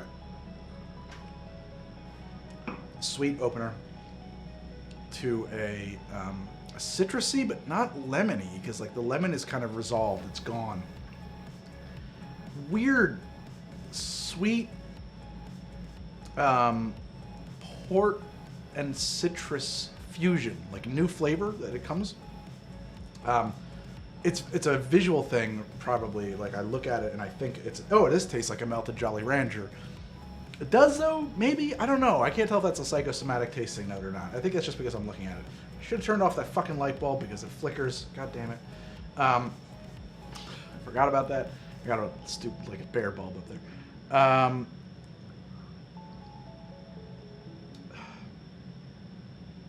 So it's a milk punch, and it has this. They have these very like. There are so many flavor components in this. There's the black tea, the lemon, the sugar, and then we put in the milk and we take the milk out. But we don't take all the milk out. Part of the milk stays. And so it changes the whole thing. It has this, I don't know how to describe it, but it has this very, nutty, savory. It has qualities that I think would be missing otherwise. I'm not great at describing every flavor I taste, honestly. Is it oaky? Not really, because we strip that away, but we only take away the tannin part and like the other flavor, like, oh, there's vanilla in there for sure. Yes, that's what that is. There's some vanilla, a lot of vanilla. And it probably comes from the vanillin from the port that it's aged in. But you've taken away the tannins that usually hide it. So the lactose is there, I think the lactose stays, the casein comes out. Some of the milk proteins stay. I don't know about the lactose. It's not lactic acid, that's gone. We lost that. And it does have this really velvety, silky texture. Really velvety, silky texture. It is just like creamy in your mouth. Now this one was a little bit cloudy because I did a quick, nut milk bag strain. But if you wanted to, you can take that and rack it. And you can either put it in a separatory funnel or you can put it into bottles and then it'll settle. I have a bottle of settled milk punch. Give me 1 second, I'll get it to show it to you.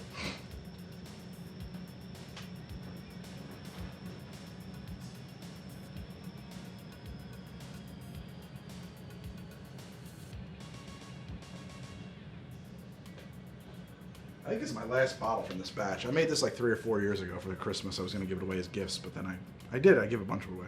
So you can see it's crystal clear, right? But there is some stuff at the bottom. That is the absolute, I just couldn't get rid of it. A little bit of cloudiness. Now I can shake that up and the whole thing's going to turn just like this. It's fine to drink. It's just like leftover milk proteins and stuff like that. It's kind of beautiful, actually. And it'll settle back down again. If you had a separatory funnel, you could really do a good job of straining it out. What I had to do was I bottled it, I let it settle for like days or a day, and then I had a siphon and a tube, and I would just suck it out with like a. Yeah, I've thought about buying a separatory funnel actually. It's not just for show. It was used in an episode, but it is now just for show because it's totally unseasoned. It's been sitting there. If you put water in it, it'll leak like a sieve. So yeah, and it'll do that. What I was gonna say is that so you just get like a airline tubing and you can siphon off the top and try to leave the dirt at the bottom. It's tricky to do though. It's very easy to kind of disturb that, and that's all that is. There's just that much of that is still in there, but it's pretty easy. Like I said, if you want it, and then what's neat about this stuff, and I thought about this in the episode, is that it's shelf stable.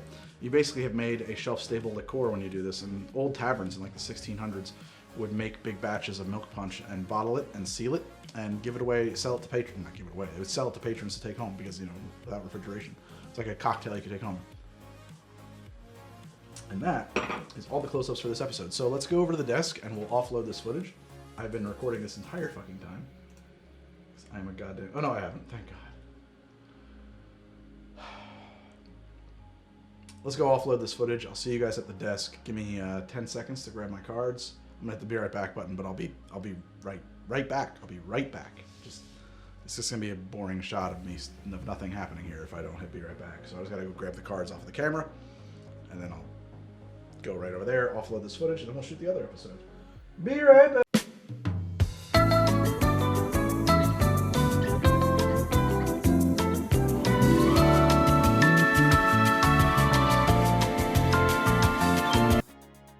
This be muted. There we go. Sorry about that. So sorry.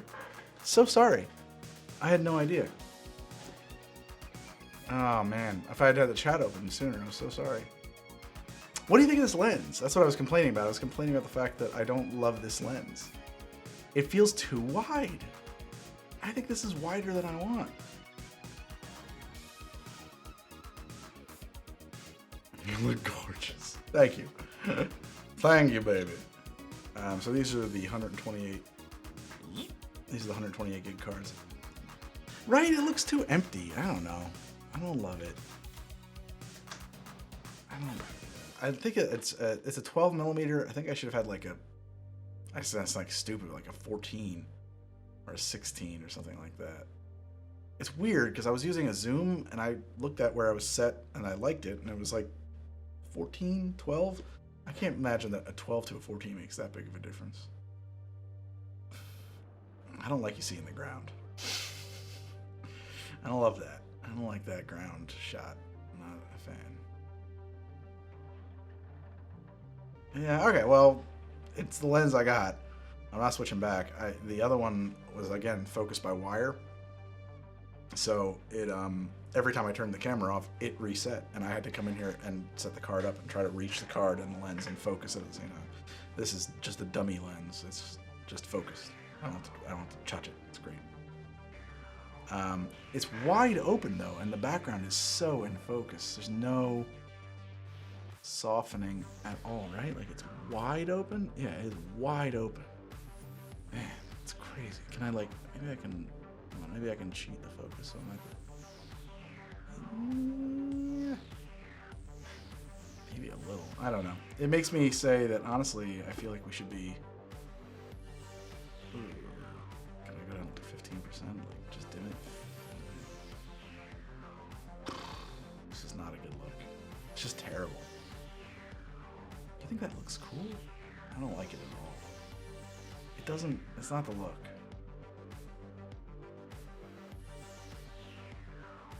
I'm gonna buy another lens. I'm just gonna get the lens I want. This is a great lens. I'll use it. The 12 is fine. I'll probably use it for close-ups actually. I don't like this lens. Everything looks too bright, and if I stop it down, like that's a little better. I like to be in the dark, but then of course the background's even more in focus.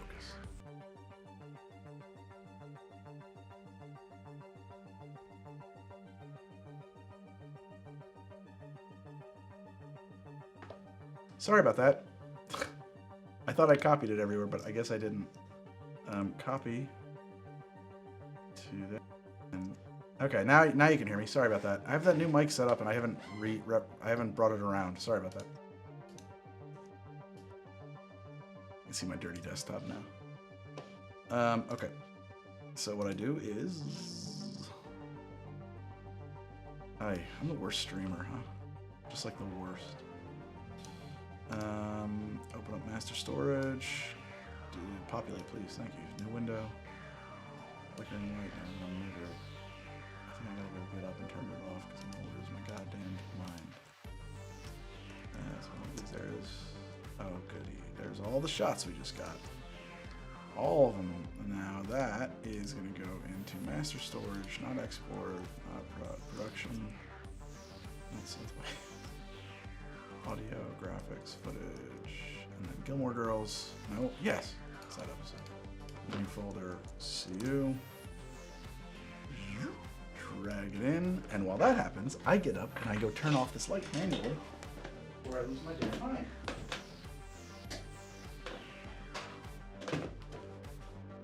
Okay, I'm back. Sorry about that. How does it sound here, by the way? This is the same microphone I had over there. It's another shotgun. It's that Rode NTG2. Does it work for you guys? Does it sound good? Hi, cosplayer. Welcome back. New phone. Good for you. Sounds great. Oh, good. I was worried it had too much, like, backgroundy sounds, you know? Like, okay, cool. Is it bottomy? Is it bassy? Like, do I sound like there's a sound that radio has? You know, the microphone's right here in radio. And it's a very different sound. And I would like to get as close to that as I can while having a microphone that's out of the shot that I never have to touch. I am a captain. God, I love Greg from How to Drink. Thank you. I love you. You're very nice to say that. That's a beautiful thing to say. Thank you. Greg, you sound fine. You're overthinking it. Well, no, I'm over. I overthink everything. I don't overthink everything. I would say I don't overthink everything. But I do think about everything. I think about everything. Every element of this I've thought about and planned to some degree. Either like I've thought, oh, that doesn't really matter. We can live with whatever we get. Where's my transfer panel that tells me, oh, it's right there. It's 5 minutes left. We're ready to open up Premiere Pro. More Cyberpunk drinks. Yeah, thank you. I agree. Boy, I wish I had made a commitment to not be the guy in the flannel shirt on this show. It's so hot. You're overthinking. Overthinking. Ah! Wow, that's a fucking head trip, huh? I edit with Premiere, so I have no alternative for you. I am a captain. I like Premiere. What would you look like if you were living in a cyberpunk world? I would look like this.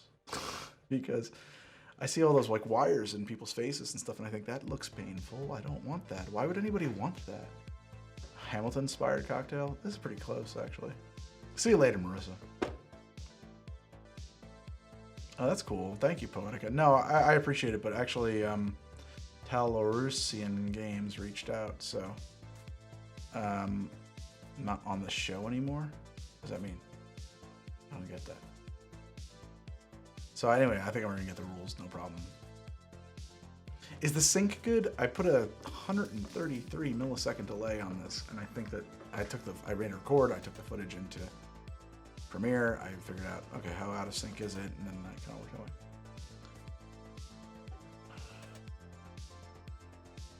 Flannel can be cyberpunk, why not? Nano machine, son. No thanks.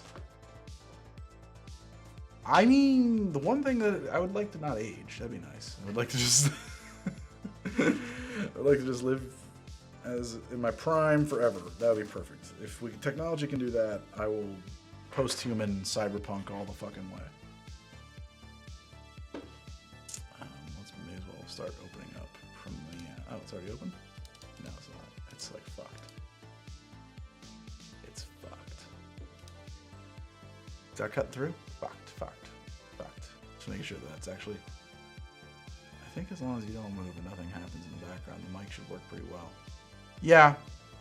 Yeah, I mean, I do move, though. I mean, like, I'll be over here, and I think that I'm still kind of clicking all right, and I'll be over here, and I think it's okay. Like, it's a lot. It's, you know, even with a pretty narrow pickup pattern, I think I'm in a good spot, you know? Well, you know, the thing about that Sir Blue is you can always, like, quit.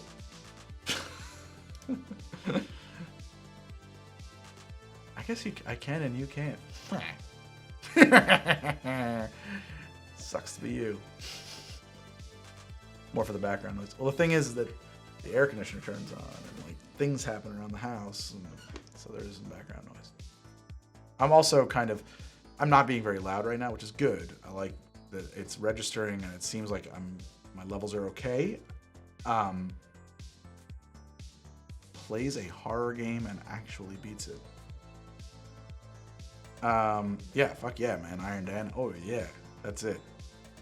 Yeah. I liked, what was it in,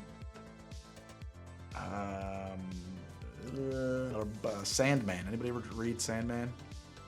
There's like some dude who he, like in the Middle Ages, grants immortality to. And every like so often he checks in to see like, okay, are you tired of being a human yet? And like the dude's just like, no, this is great. It's like, what? No, I'm fine with this, thanks. Because like the whole thing was that, like, you know, he gives it to him and he's like, you think I'm giving you a gift? It's a curse. And like, he's just like, I'm having a blast. This is phenomenal. Thanks. I loved it. You're golden, Pody boy. Stay golden. No, I'm not worried about peaking. I'm actually worried about being too soft. I want to be able to talk at kind of a normal and maybe even like intimate volume and have it register and be clear even with other stuff going on. I was just learning about auto ducking and how you can do that on OBS. So I could sidechain a compressor, I guess, to get the music to dip out when I am not super loud. So that might be a thing that I will look into. Yeah, that's fucking exciting to me. These are just dummy sequences that I built so that I could test stuff. We should just delete all that. Move to trash. Oh wait, right. There's no move to trash. Okay. Footage. Curse panels, master, down. Oh, you can't see this panel. It's over there. The Man from Earth. I never saw that one.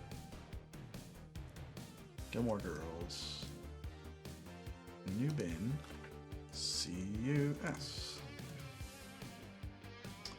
You guys, I'm like, that's like one of my, that's my most Joe Rogan-y thing, is that I believe that we will attain what they call immortality, escape velocity, and that we will essentially achieve, well, I think it's inevitable that like, from a biomedical standpoint, at some point, like, death will become optional. Like, as long as the technology isn't interrupted, there will be a technological, biomedical solution to that. You'll just be able to live forever if you want. I think that's inevitable, but there's this idea called the escape velocity, that you are currently of sufficient age that life will extend in keeping with your aging, so that you are amongst the first generation to essentially achieve immortality. I hold out hope. That is my dream. I know, it's a crazy idea. Okay, cool. We got our close-ups. We made a Gilmore Girls episode right there. Eclipse phase. Cyberpunk inspired a lot of the classic sci-fi, a lot of political diversity. Immortality is a key central theme of our bodies being swappable, mostly inspired by the Altered Carbon books. Cool. I cannot stand the Altered Carbon show, or at least the first episode that I tried to watch, but maybe the books are good. Okay. And so then what I want to do is take these and I will make proxies. And then these go to a folder in my Dropbox that ties to Rachel. And they go to Gilmore Girls right there. And then these upload automatically to her. So she'll do the first pass on the edit. It just seemed like, I think I mean, I was gonna sound offensive to people who are fans of the show. Please don't be offended. I think if I had been younger, I would have thought the show was insane. I thought I would have loved that show if I had been 14 or 15 when I saw that thing. But honestly, to me at this point, like all that I don't know, like all of that cool ass high action sci-fi high concept stuff kind of just like feels cliche and boring to me at this point. Like everything about that first episode was just like, oh my god, like this is cliche and lame and not really actually original, and it's badly written. Like the dialogue is kind of over the top and the performances are over the top. Like I can't really get into the acting, and like the special effects don't even look good. Like nothing about this was working for me. How to do eyes.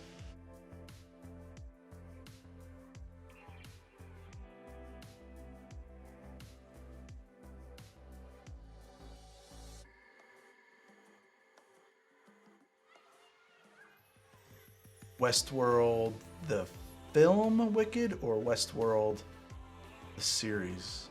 I do watch Westworld. It's a show I kind of hate watch. The first season pissed me off to no fucking end. Really pissed me off. But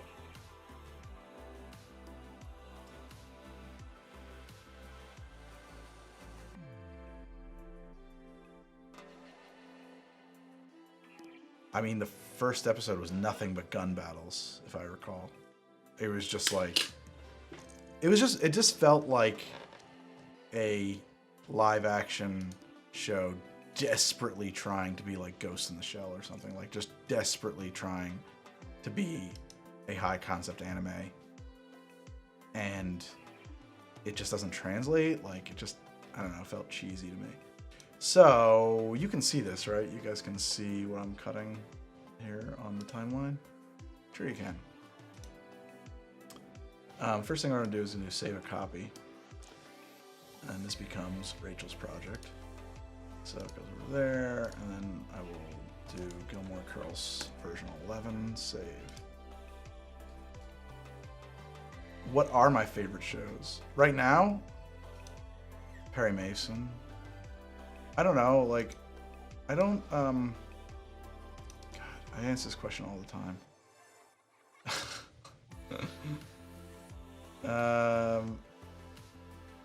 Honestly, at the moment, I'm having a hard time putting thoughts together because my stomach is bothering me a little bit. I'm going to set to frame size. Okay, so these are the close-ups we just shot. They are woefully in the wrong order, but people were asking, like, how's that going to look? How's that going to look? All that stuff. So I'll show you how it's going to look. So this is very flat, and I'm just going to drop in my standard close-up color correction, which is this adjustment layer right here. Copy that, go back over to Gilmore. I'm bad at track lights, so I just do delete, and there we go. Oh, well, look at that, wound up over there. And it looks like we're a little overexposed because I fucked up. Good for me. Thought I was right. Uh-oh. So you guys are gonna prove me wrong. That's okay. Let's just see what it looks like. Like that. That is a bit excessive. So we're gonna have to dial that down in the future. Can we dial that down now? Yeah, a little. I can live with this. It's a little annoying, actually. That looks great. Name a couple of your favorite bands.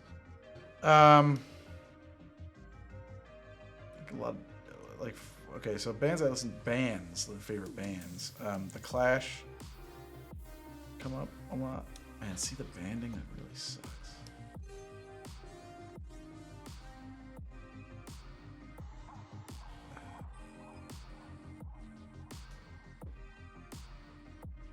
Well, this is what it's going to look like. We're going to dial it down for the next one. It's kind of cool. It's just a bit much.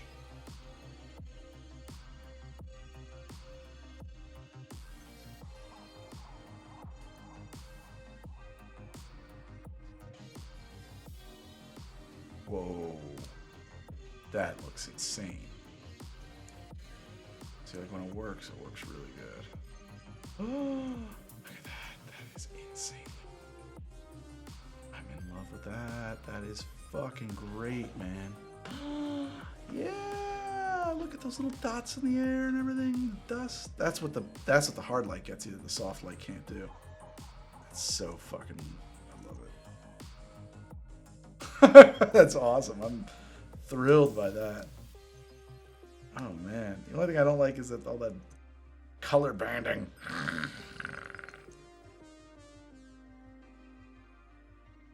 Yeah, okay, that's what we're after.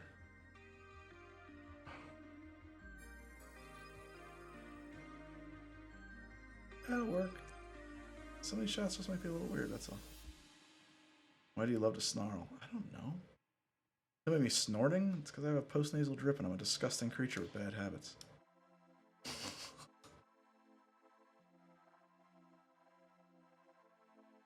This all works.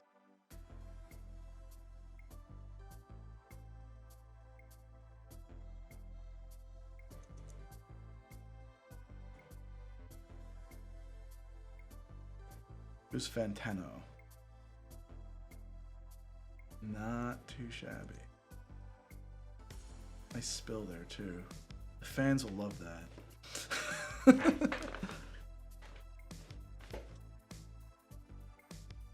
Are we pulling it down here? Oh man, that's a half a stop under. That's flat. And then we can pull it down up to a stop. You start to lose the highlights. There's other ways to do it rather than touch the exposure.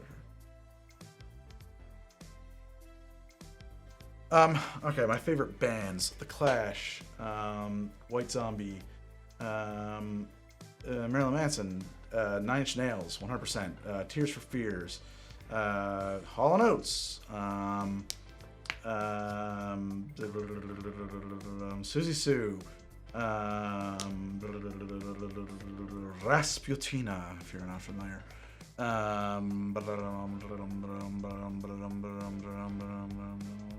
Oh my God, the Dead Kennedys. Those are probably some of my favorite rock bands. But then there's like my favorite, like I like Dave Von Ronk as well. I don't know the Birthday Massacre. I like mostly jazz artists, honestly. I listen to a lot of like Louis Jordan and Stuff Smith and Ella and Lots of old 30s jazz. I like the Damned a lot. It looks like there might be something on the lens actually, which is not great, but it's okay. I think they have Postmodern Juicebox as a crazy YouTube channel. I don't know how that's possible. Like the expense of that is insane to me. But honestly, like modern jazz, taking modern songs and doing jazz covers them does not typically float my boat. Probably a few exceptions to that, but.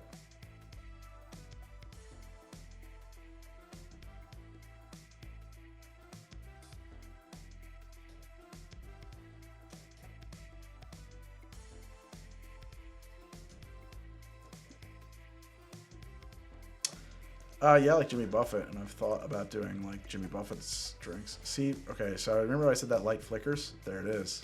There's the flickering light that I was talking about, right there. You see that? In slow motion.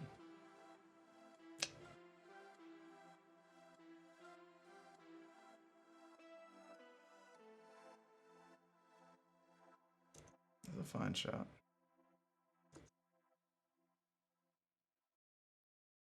It's that one light bulb. Isn't that crazy?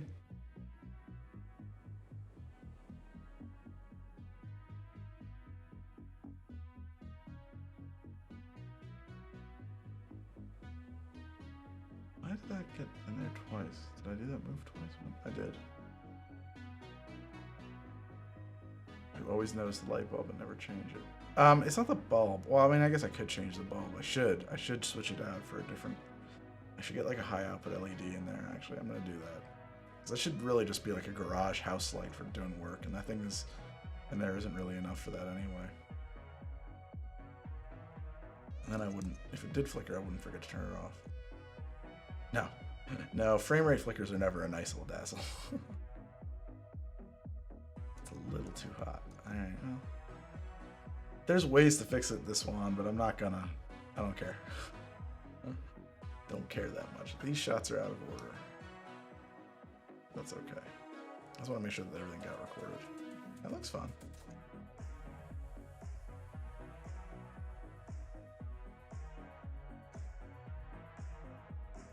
Yeah. Hell yeah, man. Backlight is back, and for like not nearly the same amount of money. Oh my god, it's so much cheaper than the old light we used to use. It works great. Oh yeah, look at all those particles in the air. I love it. Look at the fucking, yeah, look at that sugar. That's just sugar. Beautiful. I'm dropping a half. Stop. There we go. What's this? What is this? Ooh.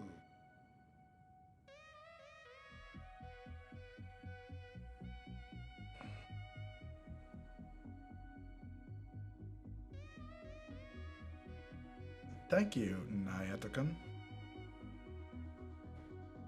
What did I do? Oh, this is before I set the light, right? Okay, this is. Yo, what is up with this thing? It's kind of. Why is it jumping around like that? Okay, good. Because it was like acting a little funny when we were shooting before, so I'm like worried. Ugh. Ugh. Looks like puke. Look at that disgusting shit. That's how you make the sausage now.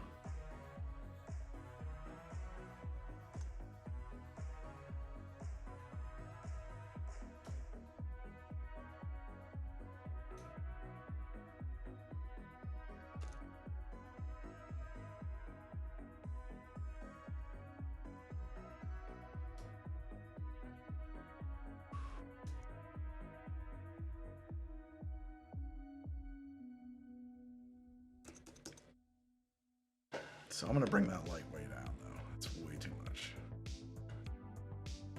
See, that's why I needed that damn real time. What is that?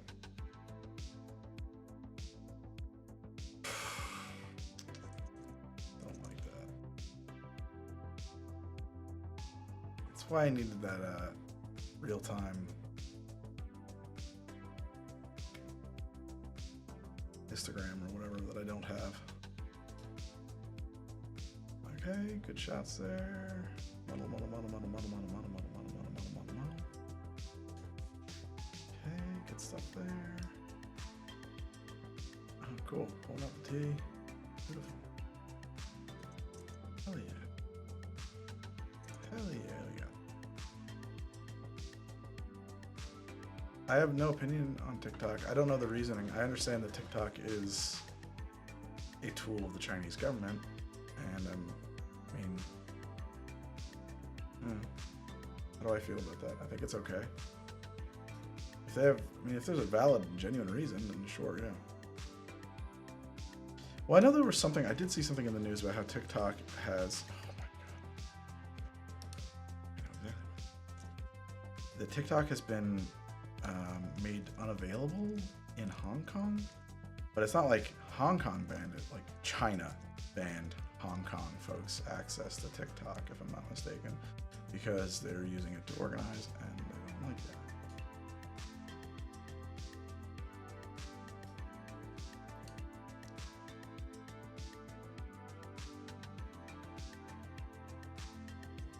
Doesn't look great. I don't know why I don't like that. I've never been to Hong Kong. I don't know much about it. Doesn't seem like a good situation.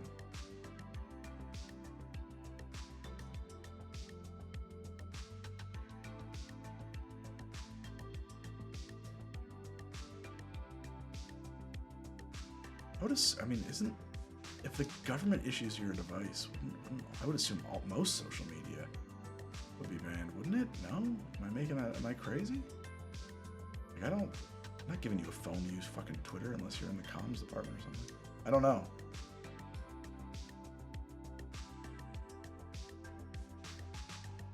Yeah, maybe not. I don't know.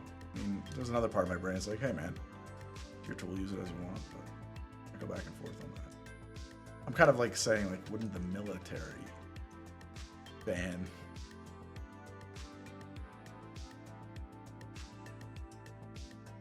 I don't know anything about that cosplayer. I would love to know how one can become a Chinese YouTuber. Are there Chinese YouTubers? Does not the Great Wall of China kind of prevent that sort of thing? The Great Firewall? I honestly don't know. It's not something I'm versed in.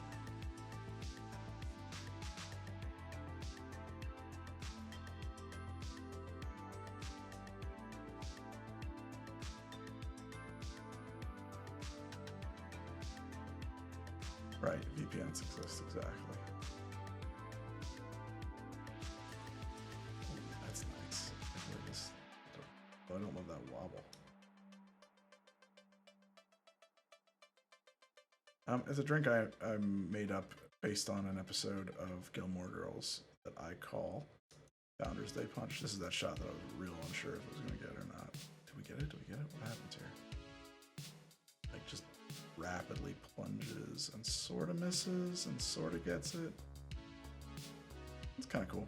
That works.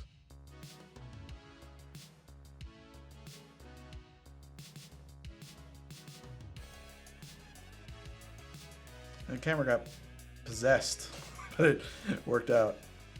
What is up, Ghost of Sparta? I'm alright. How you been? I seldom do worry, honestly.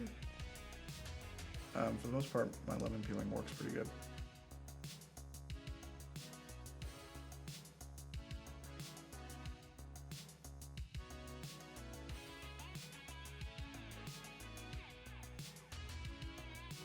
You think it's time to delete the Chinese government? How would you do that?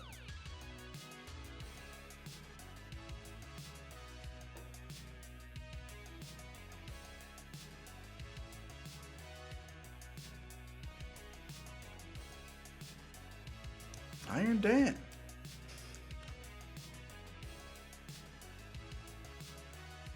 Well, that's real stupid, cosplayer. I'm just going to tell you that flat out. Look, man, I'm going to tell you guys something real blunt. The advent of nuclear weapons ended democracy. Ended it. No other nation can really allow a nuclear-armed nation to collapse or to revolt or to reform its government. No other nation can invade a nuclear-armed nation to liberate it. It is simply not possible. It cannot be done. It cannot be done.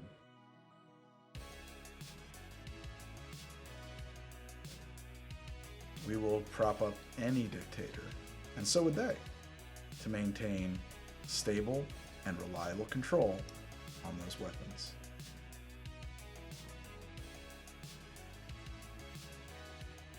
Because if there's a civil war in China, every country that doesn't want to get nuked by whomever winds up with the nukes is going to pick a winner and get involved.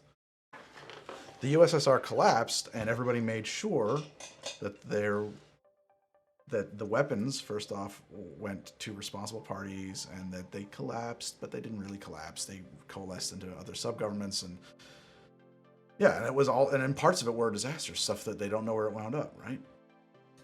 It's just not gonna, I don't think it's, many USSR weapons are still missing. I don't know about many, I think maybe a few are. I don't have the, oh man, I can't upgrade. I can't.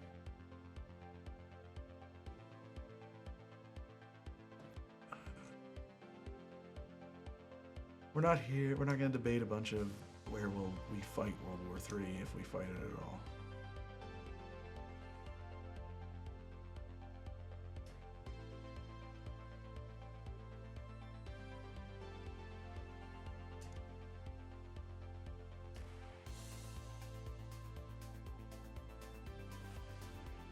I used it earlier. Cosplay already missed it.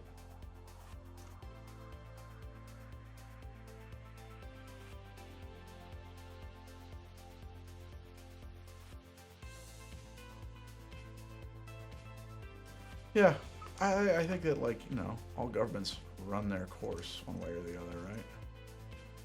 Wish I had a higher speed shutter here. Too much motion blur.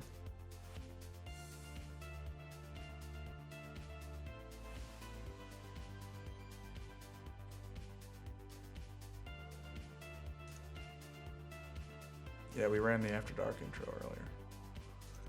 And these are the stupid thumbnail stuff. I have like a double chin. I hate that.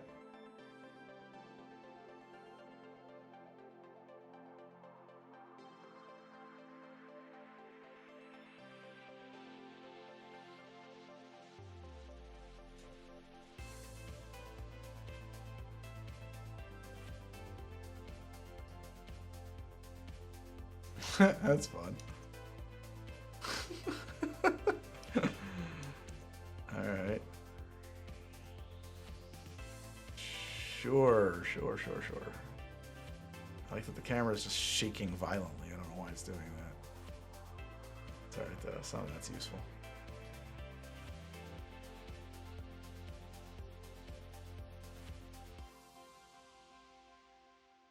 I'm gonna lose it, Kefka. I'm gonna do it. I'm gonna get rid of this son of a bitch.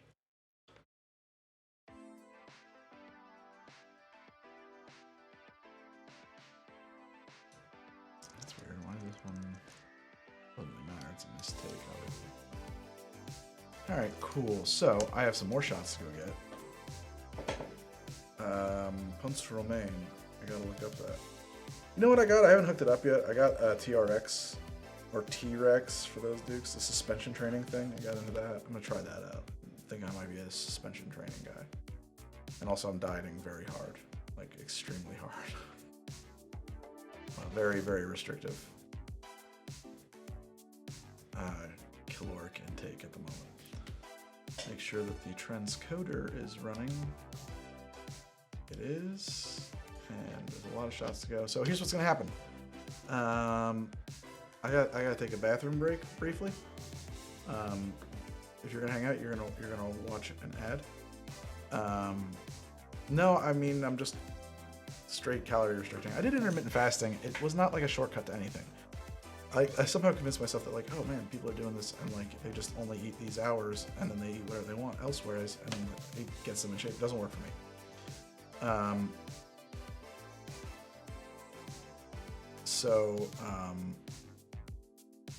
What I did was I got into, well, first off, I lost a lot of weight a couple of years ago, like 40 pounds.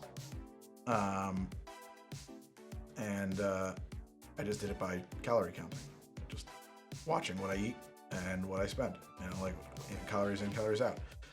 But I really hate having to like actively track every fucking calorie and use an app. It like drives me up the wall. Exactly, wicked, yeah. And so what I got was a bunch of those meal prep containers, and so now like Sunday I cook all my food for the week, and I overshoot my target. Like I suppose my target is something like 1,500 calories a day or something like that, right? But I'm probably only planning to eat like 1,000 or 1,200 calories a day, because I know I'm probably gonna have a drink or 3 or 4 in a week, and I might have a snack, and maybe I'll get out. I'll take out, you know, we'll dine out one night or 2 nights of the week. And so that's what but if I have if I set it up, if I've got a regimen, if I've got like, here's my meals, you know, I don't schedule a cheat day. I just say like, just overshoot. This is for me, this is what works. I just overshoot completely, and then I can kind of cheat a little bit, you know, whenever I have a reason to. And I weigh myself every single day. That's the other thing that for me works tremendously, because every day I get up, I have like, you know, I go to the bathroom, have a drink of water, and then I weigh in. And I can see, oh, I'm down a pound or I'm up a pound, you know, and it's like, on the one side, it's like, okay, you got to double down. You can't fuck around today. On the other side, it's like, you're down 3 or 4 pounds. You have a little slack, but it's also very motivating. It makes it much easier for me. You know, it kind of like, you see that progress and it really keeps you going. So those 2 things, meal prep and daily weigh-ins, I mean, work tremendously for me. I'm not in phenomenal shape yet, but I'm down, I only started this like a week and a half ago or a week ago, and I'm down like 8 pounds already. So, it is very, and I'll go back up and I'll fluctuate, you know, it's not a straight line, but do you think you could eat MREs for weeks straight? Not if I was losing weight. I mean, I have done so in the past. I would prefer never to do that again. That makes any sense.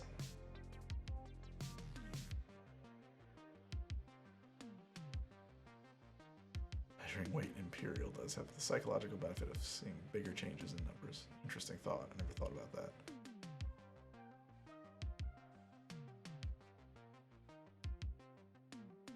I was cosplayer. I enlisted in 2002. I had a parachute accident, my 5th jump at airborne school, and I was discharged on a general separation. So, yeah, I did. I was. But, yeah, I hope to never eat those fucking things again. They're disgusting. At the time, I was like a dumb kid. I didn't mind it. They're fine.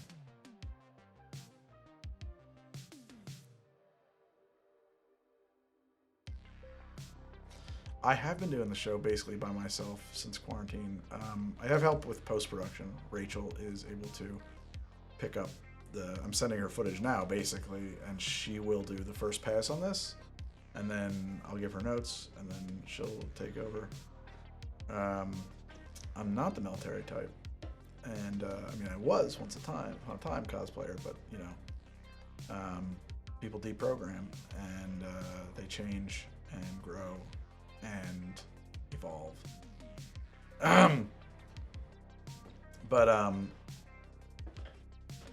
Yeah, so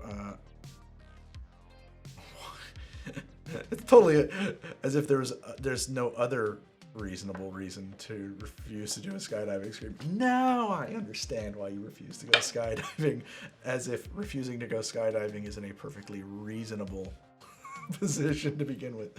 Anyway, guys, I have to, I'm going to run and drain the lizard, as they say, and I will be back in the bar in about 5 minutes. So I'm going to hit the be right back button, and I will see you guys then. Let me do that, and then we'll run a commercial as well.